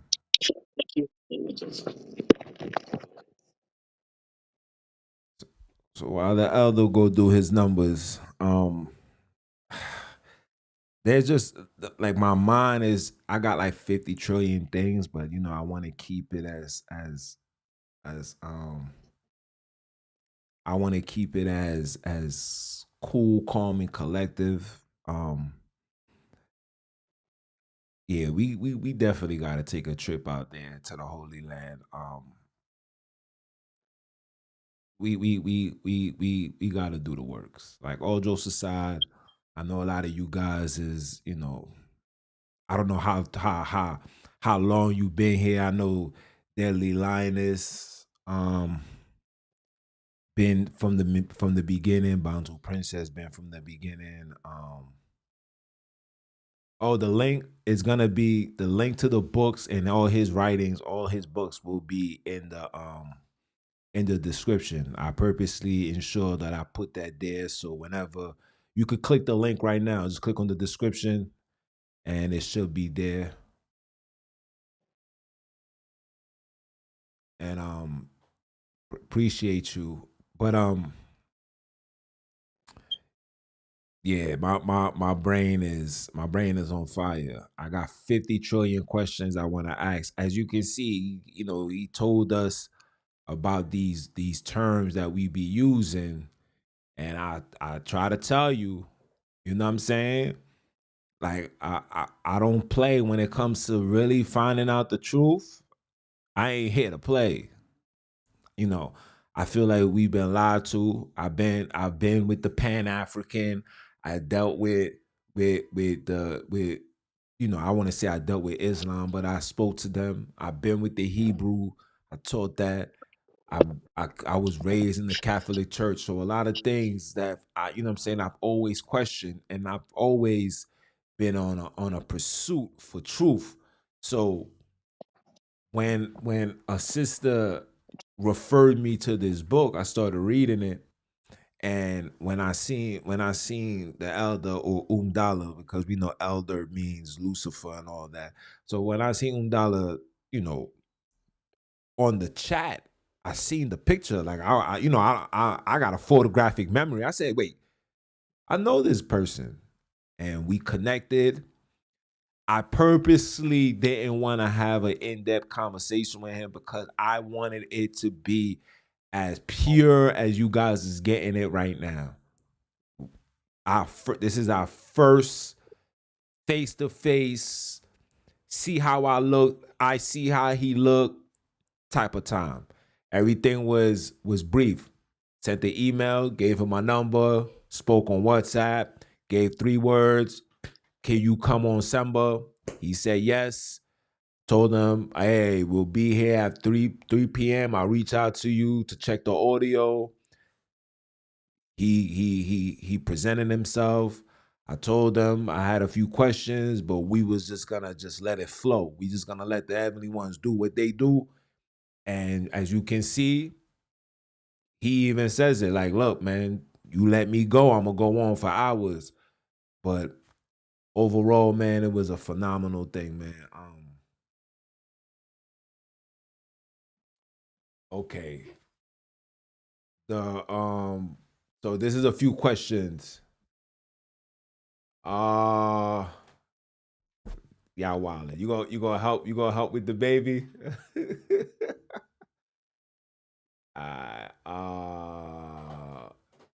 This is a question. This is from Bantu Princess. She asks, what about the burnt offering? It was mentioned in the book about offering to Sonini NaNini on the feast days. What is your understanding behind that? Yes, I think the distortion that has crept in is into the word sacrifice. You know, when you talk of sacrifice, it brings all sorts of things. You know, especially when we're coming from Christianity, it brings a lot of things into it. But the simple thing is, it's a culture that we used to have that still exists in Africa.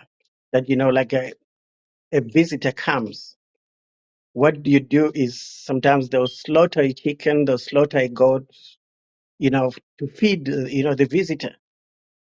So that is kind of a thing that you do, so, you do for Sonini NaNini. But that's what I'm saying. The reason why you are doing a sacrifice, I would put it as a gift. It's not, you are not sacrificing anything there. You are just barbecuing or roasting some meat Mm. for Sonini NaNini. So it is the purpose you are doing it. So it's not bent. That's what I'm saying. They took it to a certain way that, we wouldn't understand what it means. You are not burning anything. You just You putting are just food on the. barbecuing. You're just putting Yes, food on the it's grill. just barbecue. Yes, food on the grill, fire grill. You are not cooking it with water. You are not doing it. You're just putting it there. And then what do you do? We share with family, and this is what is. That's what I'm saying. It is a normal thing to cook for a visitor, for a traveler. That's what it is. It's a natural thing. But this one now you'll be doing it for Sonini NaNini, not for the visitor. So that's how. But when they came, they changed all this into something. You have to. It's a burnt offering. That's what. That's how. Anyway, that's how we always did our meat. Put it on the fire, and that's it. Okay. You see. But they So make it look like it's a difference, and there's no burning. It's just cooking and enjoying the meal. But the purpose you are doing it is the one that is in you. That's why it's like a prayer. You know that this one I'm doing it for Sonini for this particular reason. Like, I've repented my sins. Is it for Thanksgiving, or is it just for welcoming friends, or for getting together with? So this is kind of, all those are kind of sacrifices. But that's what I'm saying. When you say sacrifice, it means something. You're doing it for the purpose of something. So that's what I'm saying. The word sacrifice I would say, maybe it distorts the Bantu culture of they put offering, of giving a gift. they put it in a negative. In our language, we say it's like in our language, it's a shabelo. You slaughter something for a visitor. So you're slaughtering it for purpose of feeding the visitor. You see. So on that basis, they took it like a sacrifice. You are not sacrificing anything. Because So when you sacrifice, I understand this, it means something different. Sorry. Yes. so how do you say, so remove sacrifice? How would you pronounce it in the East Coastal language? Tell me how you say it. You can say isihlabelo, Chabelo. because isihlabelo, you'll be slaughtering a chicken, a lamb, a goat, a cow to feed the visitors, the guests or anything. That's what it is. That's what I'm saying. That's where the sacrifice comes from. Okay. Um. Yes.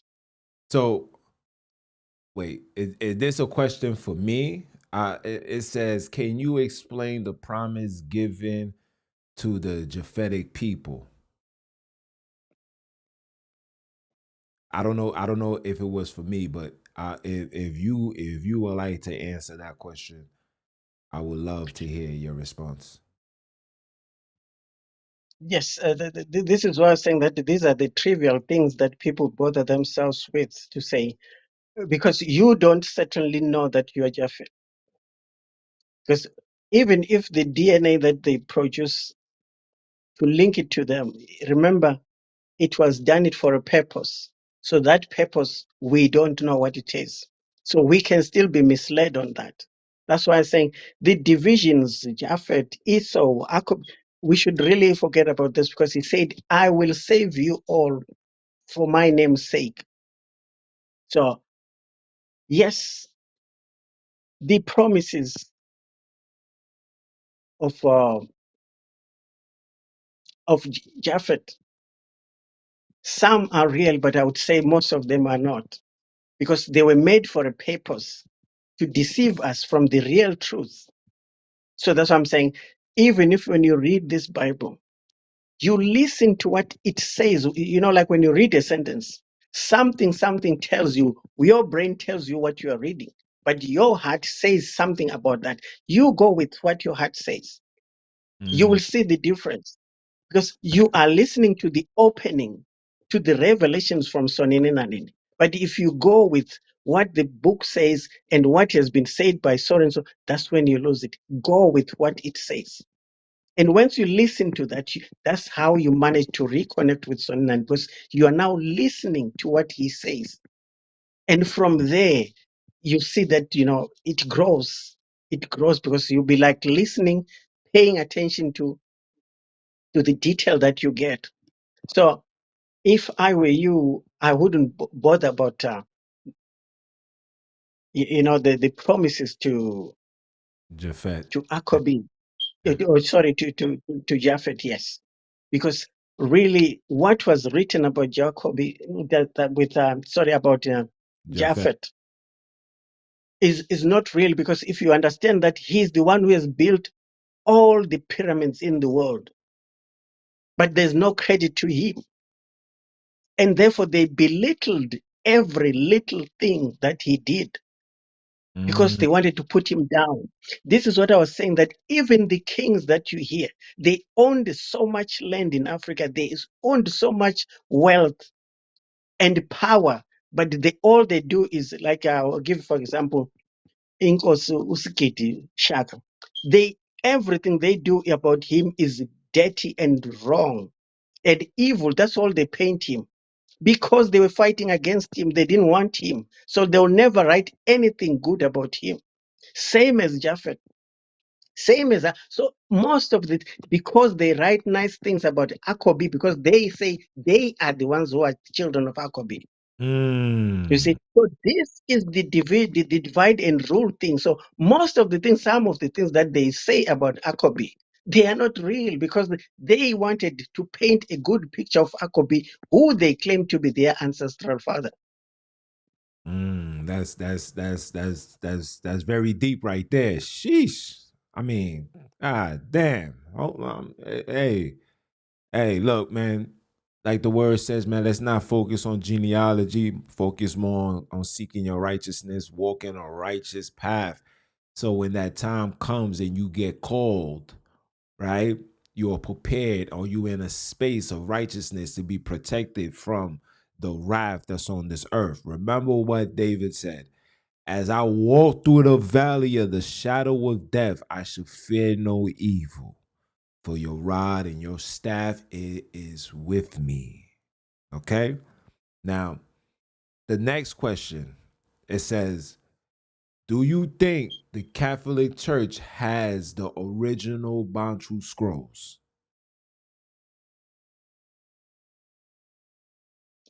The answer is yes. Okay. That was the answer. Hold on, let me go down some more.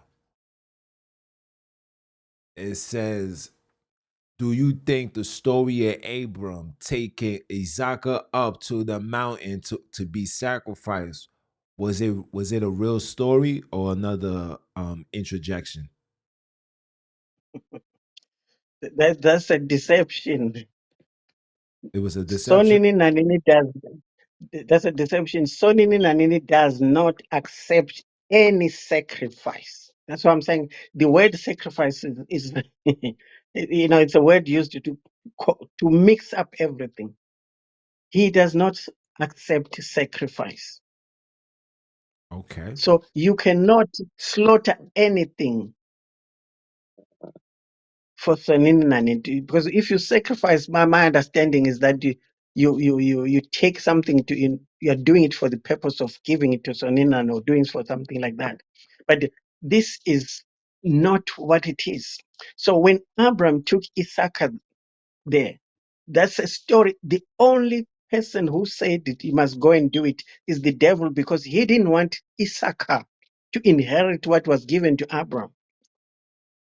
So it's a story that was created that he went to sacrifice. Sonini would not even tempt anybody with that. That's why I'm saying this thing, it goes back to the same with Jesus. to say he was murdered, he was killed for our sins. No.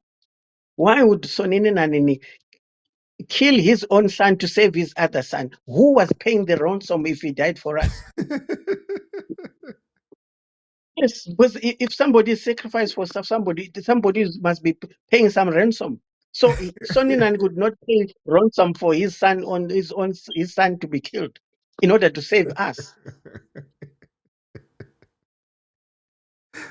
You see, so this is all this is where the whole thing that in Christianity, because it says Sonini and Sindisi was murdered for our sins, so he was sacrificed for us to be saved.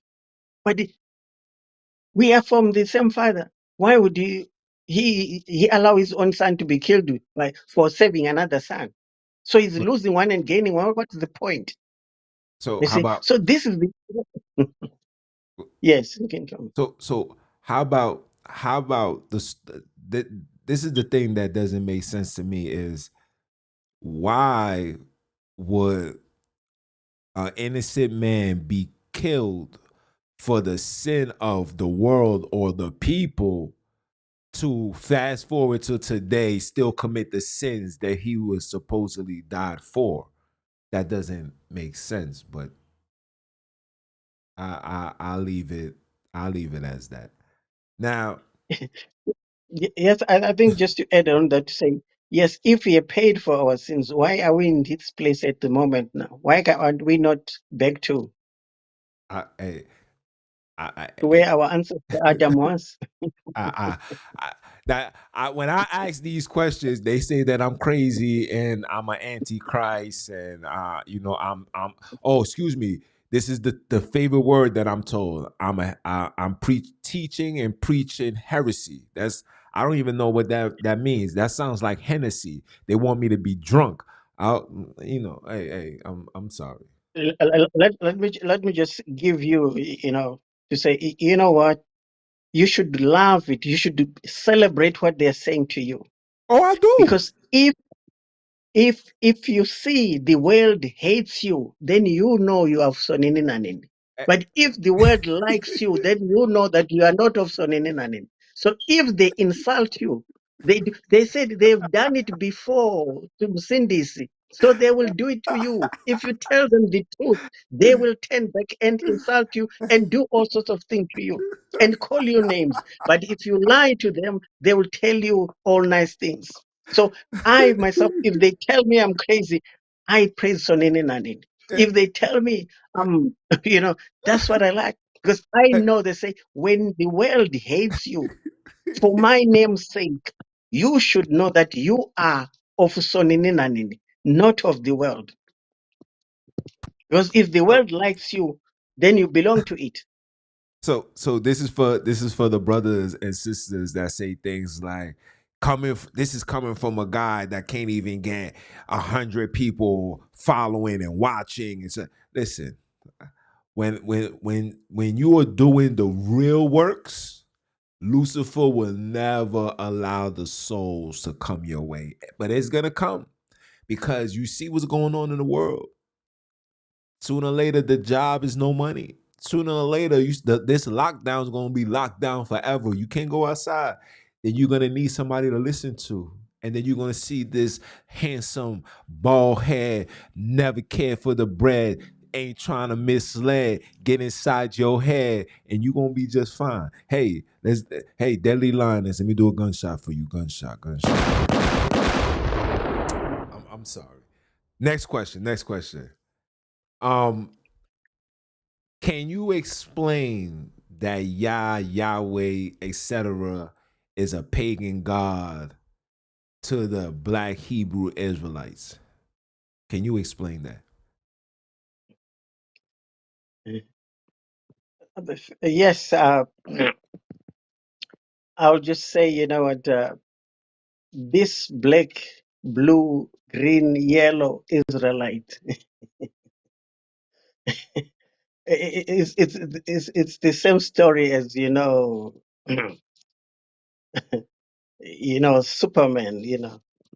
There's nothing like that. You cannot be qualified by the color of of who you are. To be an Israelite, you are an Israelite. That's it. If you are an Alkebulan, you are an Alkebulan. That's it.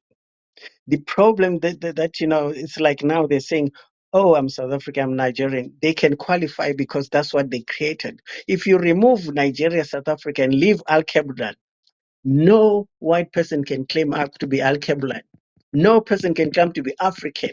They can claim to be South African, which is something else. But if you to say you're an African, you have to be dark skin, the Jasper and Sardine. So you Mm. see, they change the name so that they qualify, they go in. And people, we don't see that. To say they put a name so that they can be able, if there's no name, they cannot qualify because they'll be, just like they're saying, Unqualified. Jesus. Yes, because they can say Jesus was a white boy. If he was in Egypt where there's black people, so he was going to be like a sore thumb and everybody would see him. Why would they come and say, who among you is Jesus when he is the only white boy in Egypt? There you You see, go. that's what I'm saying. Oh, it's just lies and lies after lies. So what about So but the person? this Yahweh thing, all these, they're just names. Just like when they change from white Jesus to black Jesus, it's the same as the Jesus to Yahweh and God, which is the same. It's the same rubbish. It's the same dirty. These are deities. These are deities. Elohim, Yahweh, Yah. All these are deities. They're trying to put it like they're saying, King of the Jews is the Jesus, but are the Jews praying to Jesus? They are not. So you see, suddenly it's all these lies that people they put up, and people do not question. They are questioning when you tell the truth, but in church they'll never question the pastor who's lying to them and raking millions out of their pockets.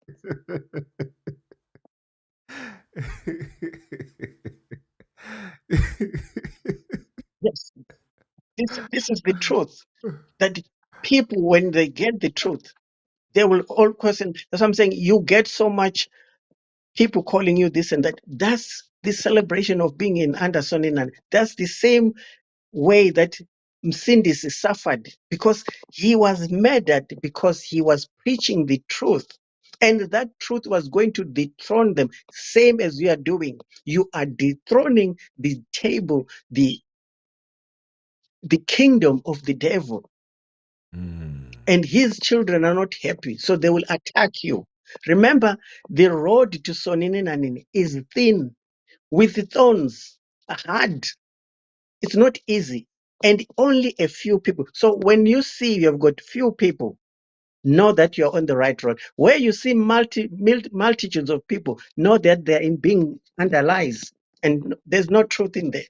Sonnen says, I am there where there's one or two people in my name, not the thousands of people. So Mm. if you see where there's so many people, you should know that Sonini NaNini is not found in that place. So when Mm. you have got 3, 4, few people, you should know that you are under Sonini NaNini's command and direction. So Oh, be happy when you have got the few people that you have, because those are the people that have been sent to you by Sonini NaNini. praise the heavenly one. Yes, yeah. So the next question. He, I'm sorry. I'm sorry. If you got more to say, no, then no, that's fine. That's fine. it's No, so. that's all right. The next question is, how can we as a nation connect back to Sonini NaNini?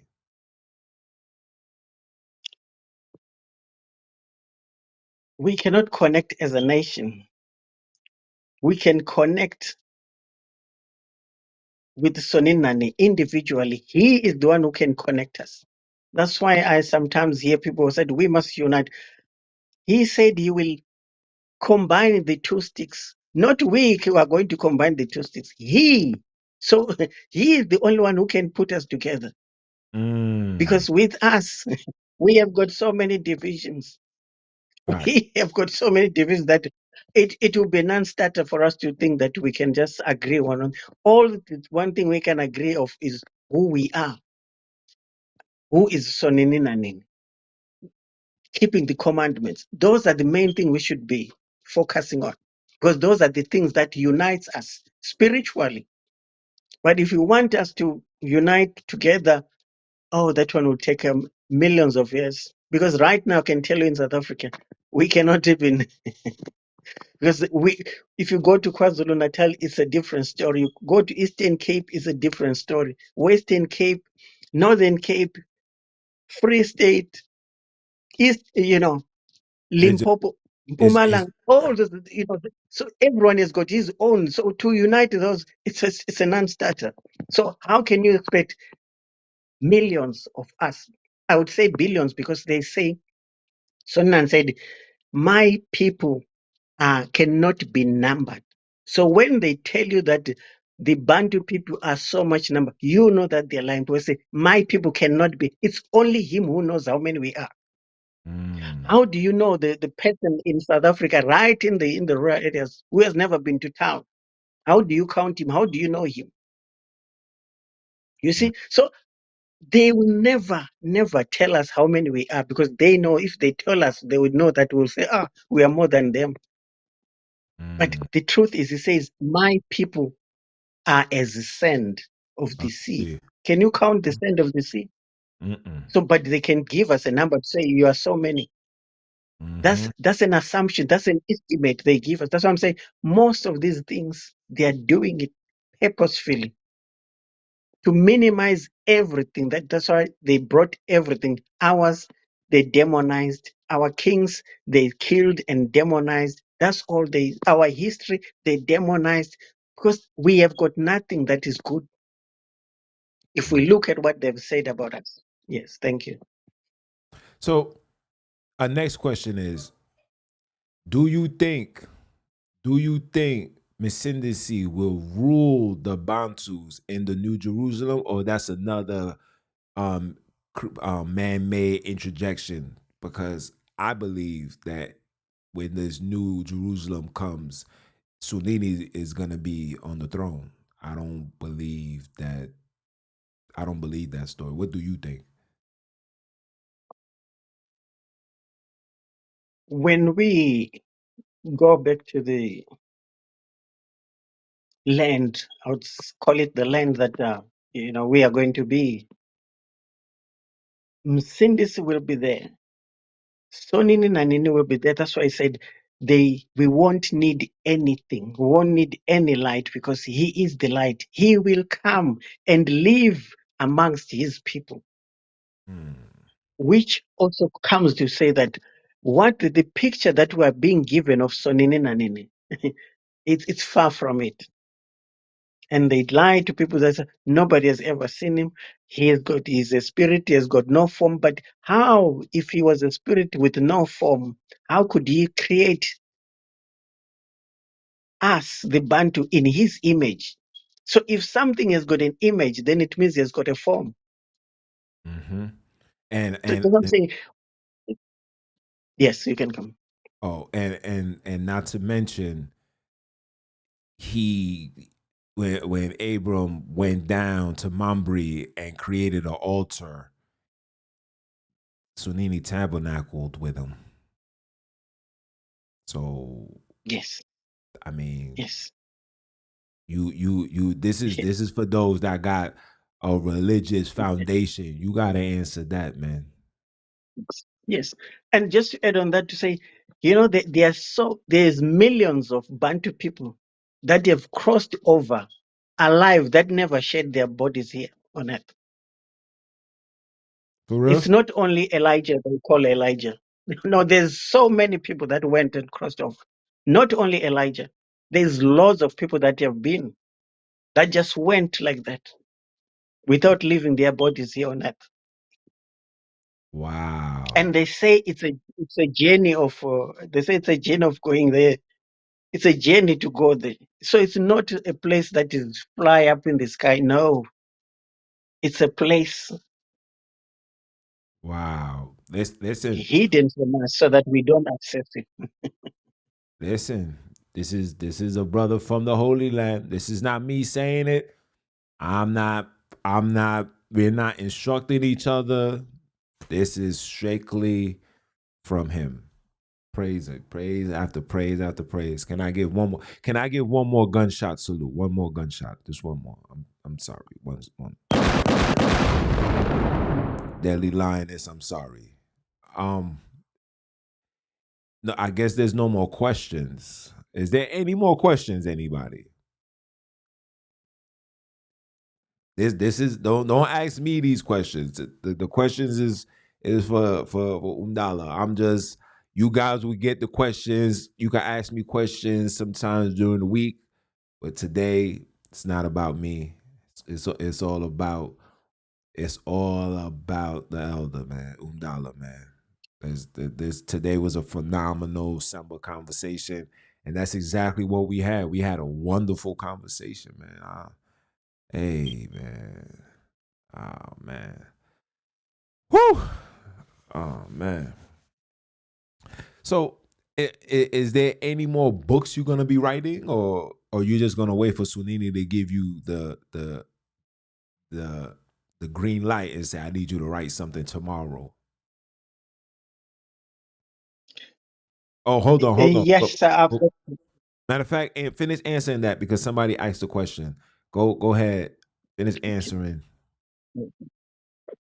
yes, I've got one that I'm writing right now.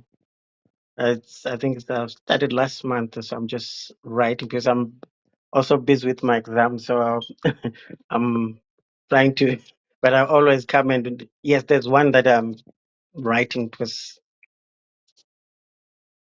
that's the one I can say I've got one to write to complete, and so far I've got I'm one more to currently come. Yes. I'm currently writing a book as well, but it's gonna be an ebook. I'm not gonna sell a physical copy. I'm just gonna put it up online, but it's not gonna be. It's gonna have some understanding as far as Sonini goes, but it's more of bridging the gap between man and woman, husband and wife. We try. It's a massive separation due to the Western ideology, philosophies, and all the nonsense that they've done. So my job is to show them what's causing us to be divided, how we put it together, and literally have a foundation of things that we need to do as a people to protect these children that's being born into single parent households and not having father and mother, which is very, very detrimental because you need both parents. So I'm working on that. Um, a next question was, hold on. It A person says, when shall we know when we are leaving? I mean, I know you answered that before, but I'm guessing they came on late. So you could just give them a brief understanding of when shall we know when are we leaving? Yes. What I can say on that is there are certain things that need to happen before we know, because he said only the Father knows the day and the time, but we will know that our time is near when certain things have happened. One example, what the things I'm talking about is we will have a person, an anointed leader, who Sonini NaNini is going to pick to coordinate and the whole, like to pass the message between our captors and ourselves, just as Moses was the person liaising with Sonini NaNini and the Bantu. So there is supposed to be that person to be appointed. And when he's appointed, then they says there is going to be signs from the sun, the moon, and the stars. Mm, that's So that. when those things happen, then we know we are on our way. But all I can tell you is when it happens, it will be happening in the summer. It says when You said you said I you think said it's on. hold on. You said it will happen in the summer. In the summer, yes, if you go to Ezekiel 14, verse 12, it says, and by the river upon the bank of the thereof, on the side and on that side shall grow all trees for meat, whose lips. No, sorry. It's in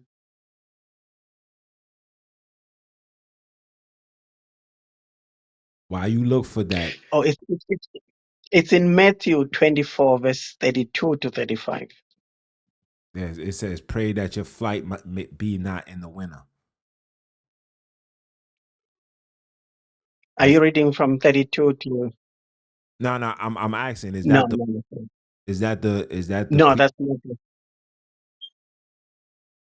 No, it says, uh, now learn a parable of the fig tree. When his branch is yet tender and putteth forth leaves, you know that the summer is near. So likewise ye, when ye shall see all these things, know that it is near, even at the doors. Mm, So there's no fig tree in this. You can only find a fig tree in Africa. So mm, when fig tree are now blooming, that is the time we should know that when these are the two things have happened. Then we know that when we see the leaves of the shoots of the fig trees, then we know that it's near. He says, when you see that, then it means it's already in the doors, which means we are living. mm. But all I can say is we are not far. We not that far. You saying it's We not? are not that far. We knocking at the door. You We are say knocking at the door, yes. okay. All right. The problem is that we have been given sort of the different scenarios, or we are trying to mirror the exodus that we are given from the From Christianity, where the church runs into the wilderness and all those kind of nonsense. you know. But we have to listen to the actual things that he says. This, and he said he will not do anything before he tells his people. You So, hear which that, means people? we will know. That's why I'm saying there are people who have been alerting people when it's not yet time, and you know, some of them have gone down because when you announce something that you're not authorized to announce, you are stroking the wrath of Sonini. That's You, why I you hear? say if you listen and follow his instructions, say whatever you've been told to say. If you're not, don't. I still remember people have been, I think this is for the fourth year I've heard them saying, oh, there are going to be 3 days of darkness. All that kind of thing. It's Christianity things. The Mm, darkness that Sonini talks about is the suffering of us Bantu people.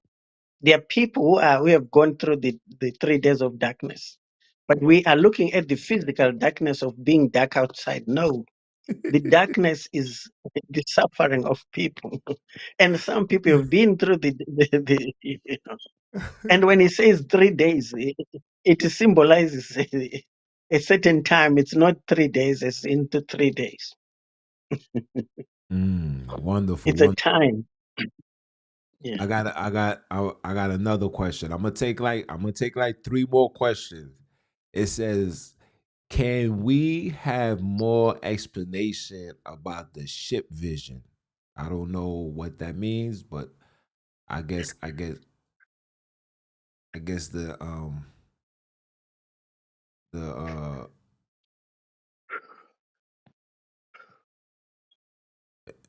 everything okay? It's okay. That's why I said it's the person who's asked that question is just triggered. Yeah. So can we have Yes,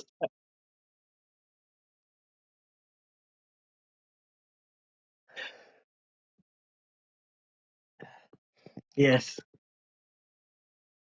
You want me to ask the question again, or you got it? I've got the question. Yes, it's about the ship. That's what I'm saying. There's a lot of people that have had these dreams. Some had proper visions. I can say I've had quite a few, and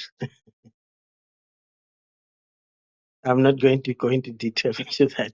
Yes, the ships of the visions of the ship. This is the mode of the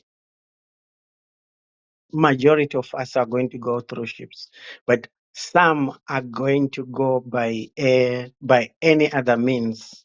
It's not going to be ships, but the ships are going to take the bulk of us because I they believe take so. a lot. Just imagine aeroplanes landing in Africa. They'll be like, the airports won't be able to contain the number of them flying there. So the ships will take a lot of people at once. Yes, we are going to go in ships, as it says that the way we came over, like our ancestors came, that's the way their children will go back in. That's But it says exactly. he will. Go ahead. Was it But finished? yes, yes. He was. He was adding on to say that some will even go by other means, because it will be race against time. Remember, they will be chasing us. They wouldn't want us to be, because any day we spend, any hour spent, they'll be on fire. So for them to get the reprieve is for us to go. So they'll be trying to push us out. So they will use all forms of. I can say I had a vision where I was actually with other people were taken through one of the these um what do they call them? Um, I think it's aeroplane carriers or something like that. These warships. Hmm. So that's yes. But otherwise, we're going with cruise ships, but I was with other people being taken through that. So that's what I'm saying. The ships are the main mode of transport that is going to take people back. And he Cool. says he will force them. He will force these nations, the rulers, not the presidents we see, but the actual rulers that run this world. They are not the ones that are sitting. These are just stooges being made to be presidents, and they are people who are controlling the world. And those are the people that Sonini NaNini has already indicated to them to say, I want my children to go. But they're trying to delay it. But the fire is not sparing them. That's what I'm saying. We are not very far now. Okay. Hey, you hearing it firsthand. Remember, I've been telling you it's gonna be the same way we came. It's the same way we're gonna have to go back. Okay, they gotta pay. Listen, look. Let me just say this. There's no reparation. There's no amount of money that can pay for the suffering of our ancestors. The only payment for slavery is with blood. Okay? Fire, brimstones, the wrath that the creators is gonna do, like, the Sodom and Gomorrah, the meteors, the wrath that's gonna come is gonna be 10 times worse than that. It's already written. We just gotta just finish this race, like they say.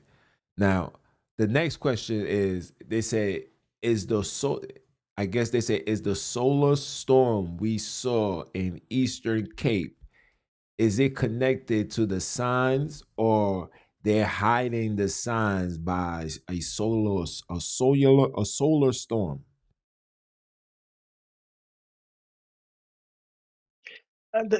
Those are creations, That's why they said if you hear that they say he's In in the desert? Alkebulan or in America, do not go there. Because the sign has to be on the sun, on the moon, on the stars. Okay. So now, when it's in the Eastern Cape, then you know that it's not. That's not it. Because when it's in this on the sun, on the moon, on the stars, everybody will see it wherever they are. So this is not going to be like a story of few people. The whole world will stand still for us to go. So everybody would know. It's not going to be a secret. You hear that, It's people? going to be a big event, a national, an international event. And it's not going to be done by anybody, but only Sonini NaNini is going to do it himself. So the next question is: so should the people just have a bag pack? Should we be packing our bags and I guess leave it on the side of the door or something? All I can say is get your bags packed and just keep them packed. Because the thing is, you just imagine when it comes to say tomorrow you go, and then you start running around to go and buy this and buy that and buy a bag. Chances of you finding a bag you want. And when time comes, I know that I still remember some of my of some of the people that we meet were saying, so how can we? I said it's people. I always hear people saying we are ready, we are ready, but I myself I've seen it, but I'm not ready because it's something that I don't think I'll be able to. Maybe I'll need somebody to resuscitate me for, you know, because it's something that when it happens, it would shock everybody. I It's agree. not something that, some of us will be maybe go into the ship on our knees because we won't have the energy to stand because it's it, it's something that so big that we cannot even imagine or try to.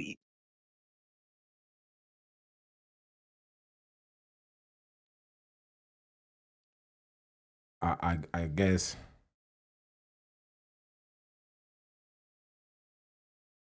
uh of course we can't practice religion. I'll answer that. I guess the Umdala got cut off. Um you know how these heathens operate. Um no, we don't practice religion. Oh, he's back. He's back. Okay. You back, everything's fine? Yeah, I'm sorry. I don't know what happened. Yes, What happened was yes, Lucifer don't like what you talking about. yes. I think I was saying that it's going to be so much for us to actually handle. So it's best that people always get ready, and otherwise it will be difficult for some to pack their stuff, even if they have got it in the house, because it will be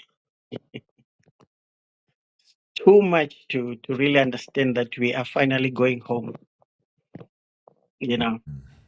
And it will be like you know an event. It's not like going on holiday. It's going to be something, So but we will be given time. let me ask you a question. Do you believe that the children of the dispersed, do you believe that we're ready to go back to the Holy Land? We say we are ready, but I don't. We are not ready, I agree and with you. we will never be ready. That's the truth. Mm. We will never be ready. It's only the time that will make that will. When you're waiting for the train or the aeroplane comes, that's all you do. You go in and that's it. To Mm. be ready is, when you say that now I'm ready, I've left, I'm leaving this behind, but that's not going to happen to many people. There are some who will be like looking back to say, oh, I'm leaving my mansion, I'm leaving, but, y- you know, It's time to go. It's time to go. That's all it is. So being ready is something else. A few people, yes, they might be ready because they are awakened. They want to go home. They are Mm. looking forward to it. But all I can say is you haven't seen what's before you. What we say we are ready to go on holiday, we are not ready to this because it's something that I cannot even imagine it. It's so, I don't know how how I can express it. Yes, but our readiness does not determine us going, Okay. You hear because that, people? most of us will never be ready. You hear that? I We'll can ne- tell. I was telling my sister to say myself. I say I'm ready, but I don't think I'll be. You maybe might need to to keep some water with me, to pour me some water when I fall down, because it will be too much to. I totally agree. That I Yes. totally agree. Yes. So Yes. That's what so I'm saying. so, It's we can be ready for anything, but for something that we have never experienced, for something that we don't know how it's gonna pan out, we will never be ready for it. so We can just imagine going in a ship and that's all. But the how we are going to go to the ships and everything, it's something that nobody can even imagine. That's why I said Sonini and NaNini has planned it to the detail, okay. to the point that even, that's what I'm saying, he said even some bones will go. Mm. That's as far as how he will. That's what I'm saying. People are busy with, oh, Japheth, this, esau, this. That's not the point. We should be looking at keeping the commandments, having a relationship with Sonani, connecting with him so that he can show you. That's why I always say, I pray so that people may be shown, so that I don't have to say these things. People can see it for themselves because they have the spirit. It's only that they do not know how to access the spirit and connect to Sonani, because he does speak to every one of us. But we do not know how to listen, how to pay attention to him. That's all. Mm. So two more questions. So this one question says, and again, I guess the person wasn't what wasn't on this live earlier, but so you're gonna answer this question that you already answered, but I'm just gonna ask it. It asks, so for those that go to Africa ahead of this time, will they be gathered with those that will return there on ships? Yes. I have to remember I said it to you when you said you are ready to go to Mamre and stuff. And I said you are going to be going in an exodus from Mamre. Yeah. So that's the answer. Yes. Yes, we will be That's gathering. the answer to say you can go to Africa, but you will still also go on an exodus, because the Alkebulan is not the final destination. Okay. Yes. That it says it says sounds like it will be chaotic and overbearing. Oh, that's not a question. That's just somebody just giving a statement. Um, Umdala, man, and Nzipho. Okay, I Yes. all I could say is you was phenomenal, man. I know you. Just the fact that you gave me your time, I really appreciate it, man. You really done. You answered a lot of questions. There's still a lot more. I definitely would like to have you on a guest again. Still a lot more questions that I want to ask. Still a lot of things I want to run by you. Um, we would definitely have. I'll definitely reach out to you on WhatsApp and we could just talk directly. But what would you want to tell the people that's tuning in, or anybody that watches this live moving forward? What encouraging advice you would want to tell them? What I can say is just for them to pray without ceasing, to hold fast to whatever they have, and to believe in Sonini NaNini. All I can say is when you are one of the anointed ones, it's not going to be easy for you. If you find it easy, then that's not it. If you find it so hard and tough, then you should know that you are on the right track, because it's not an easy thing, especially with family. All you need to understand is everyone has got his own clock. If their clock hasn't ticked yet, so you will never move them. Leave them to Sonini NaNini. Do not convert them. Let Sonini NaNini deal. All you need is pray for them so that Sonini NaNini can come to them and awaken their spirit. I've heard a lot of people crying that my family doesn't. I know, I understand. That's the journey. It's not a good journey. It's so a painful journey, but it's worth it as long as you hold on to the end. And if you have got any problem, reach out to my brother James. He can give you some encouragement, because we are there to uplift each other. It's not how many times you fall, but it's how you stand up, how you get up. That's what is important. And we shouldn't beat ourselves too much that we're into Christianity. We have sinned. He knows all about that. All we need to show is to say we have repented. And the only key is obedience, that's all, to his laws. Any other things, they really do not matter.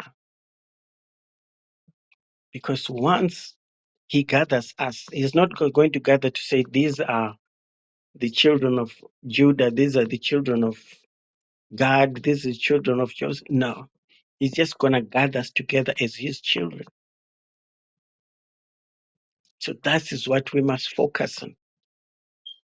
That is what we should be praying about, and we pray for him to unite us, not us to unite. That's where the problem is. We have seen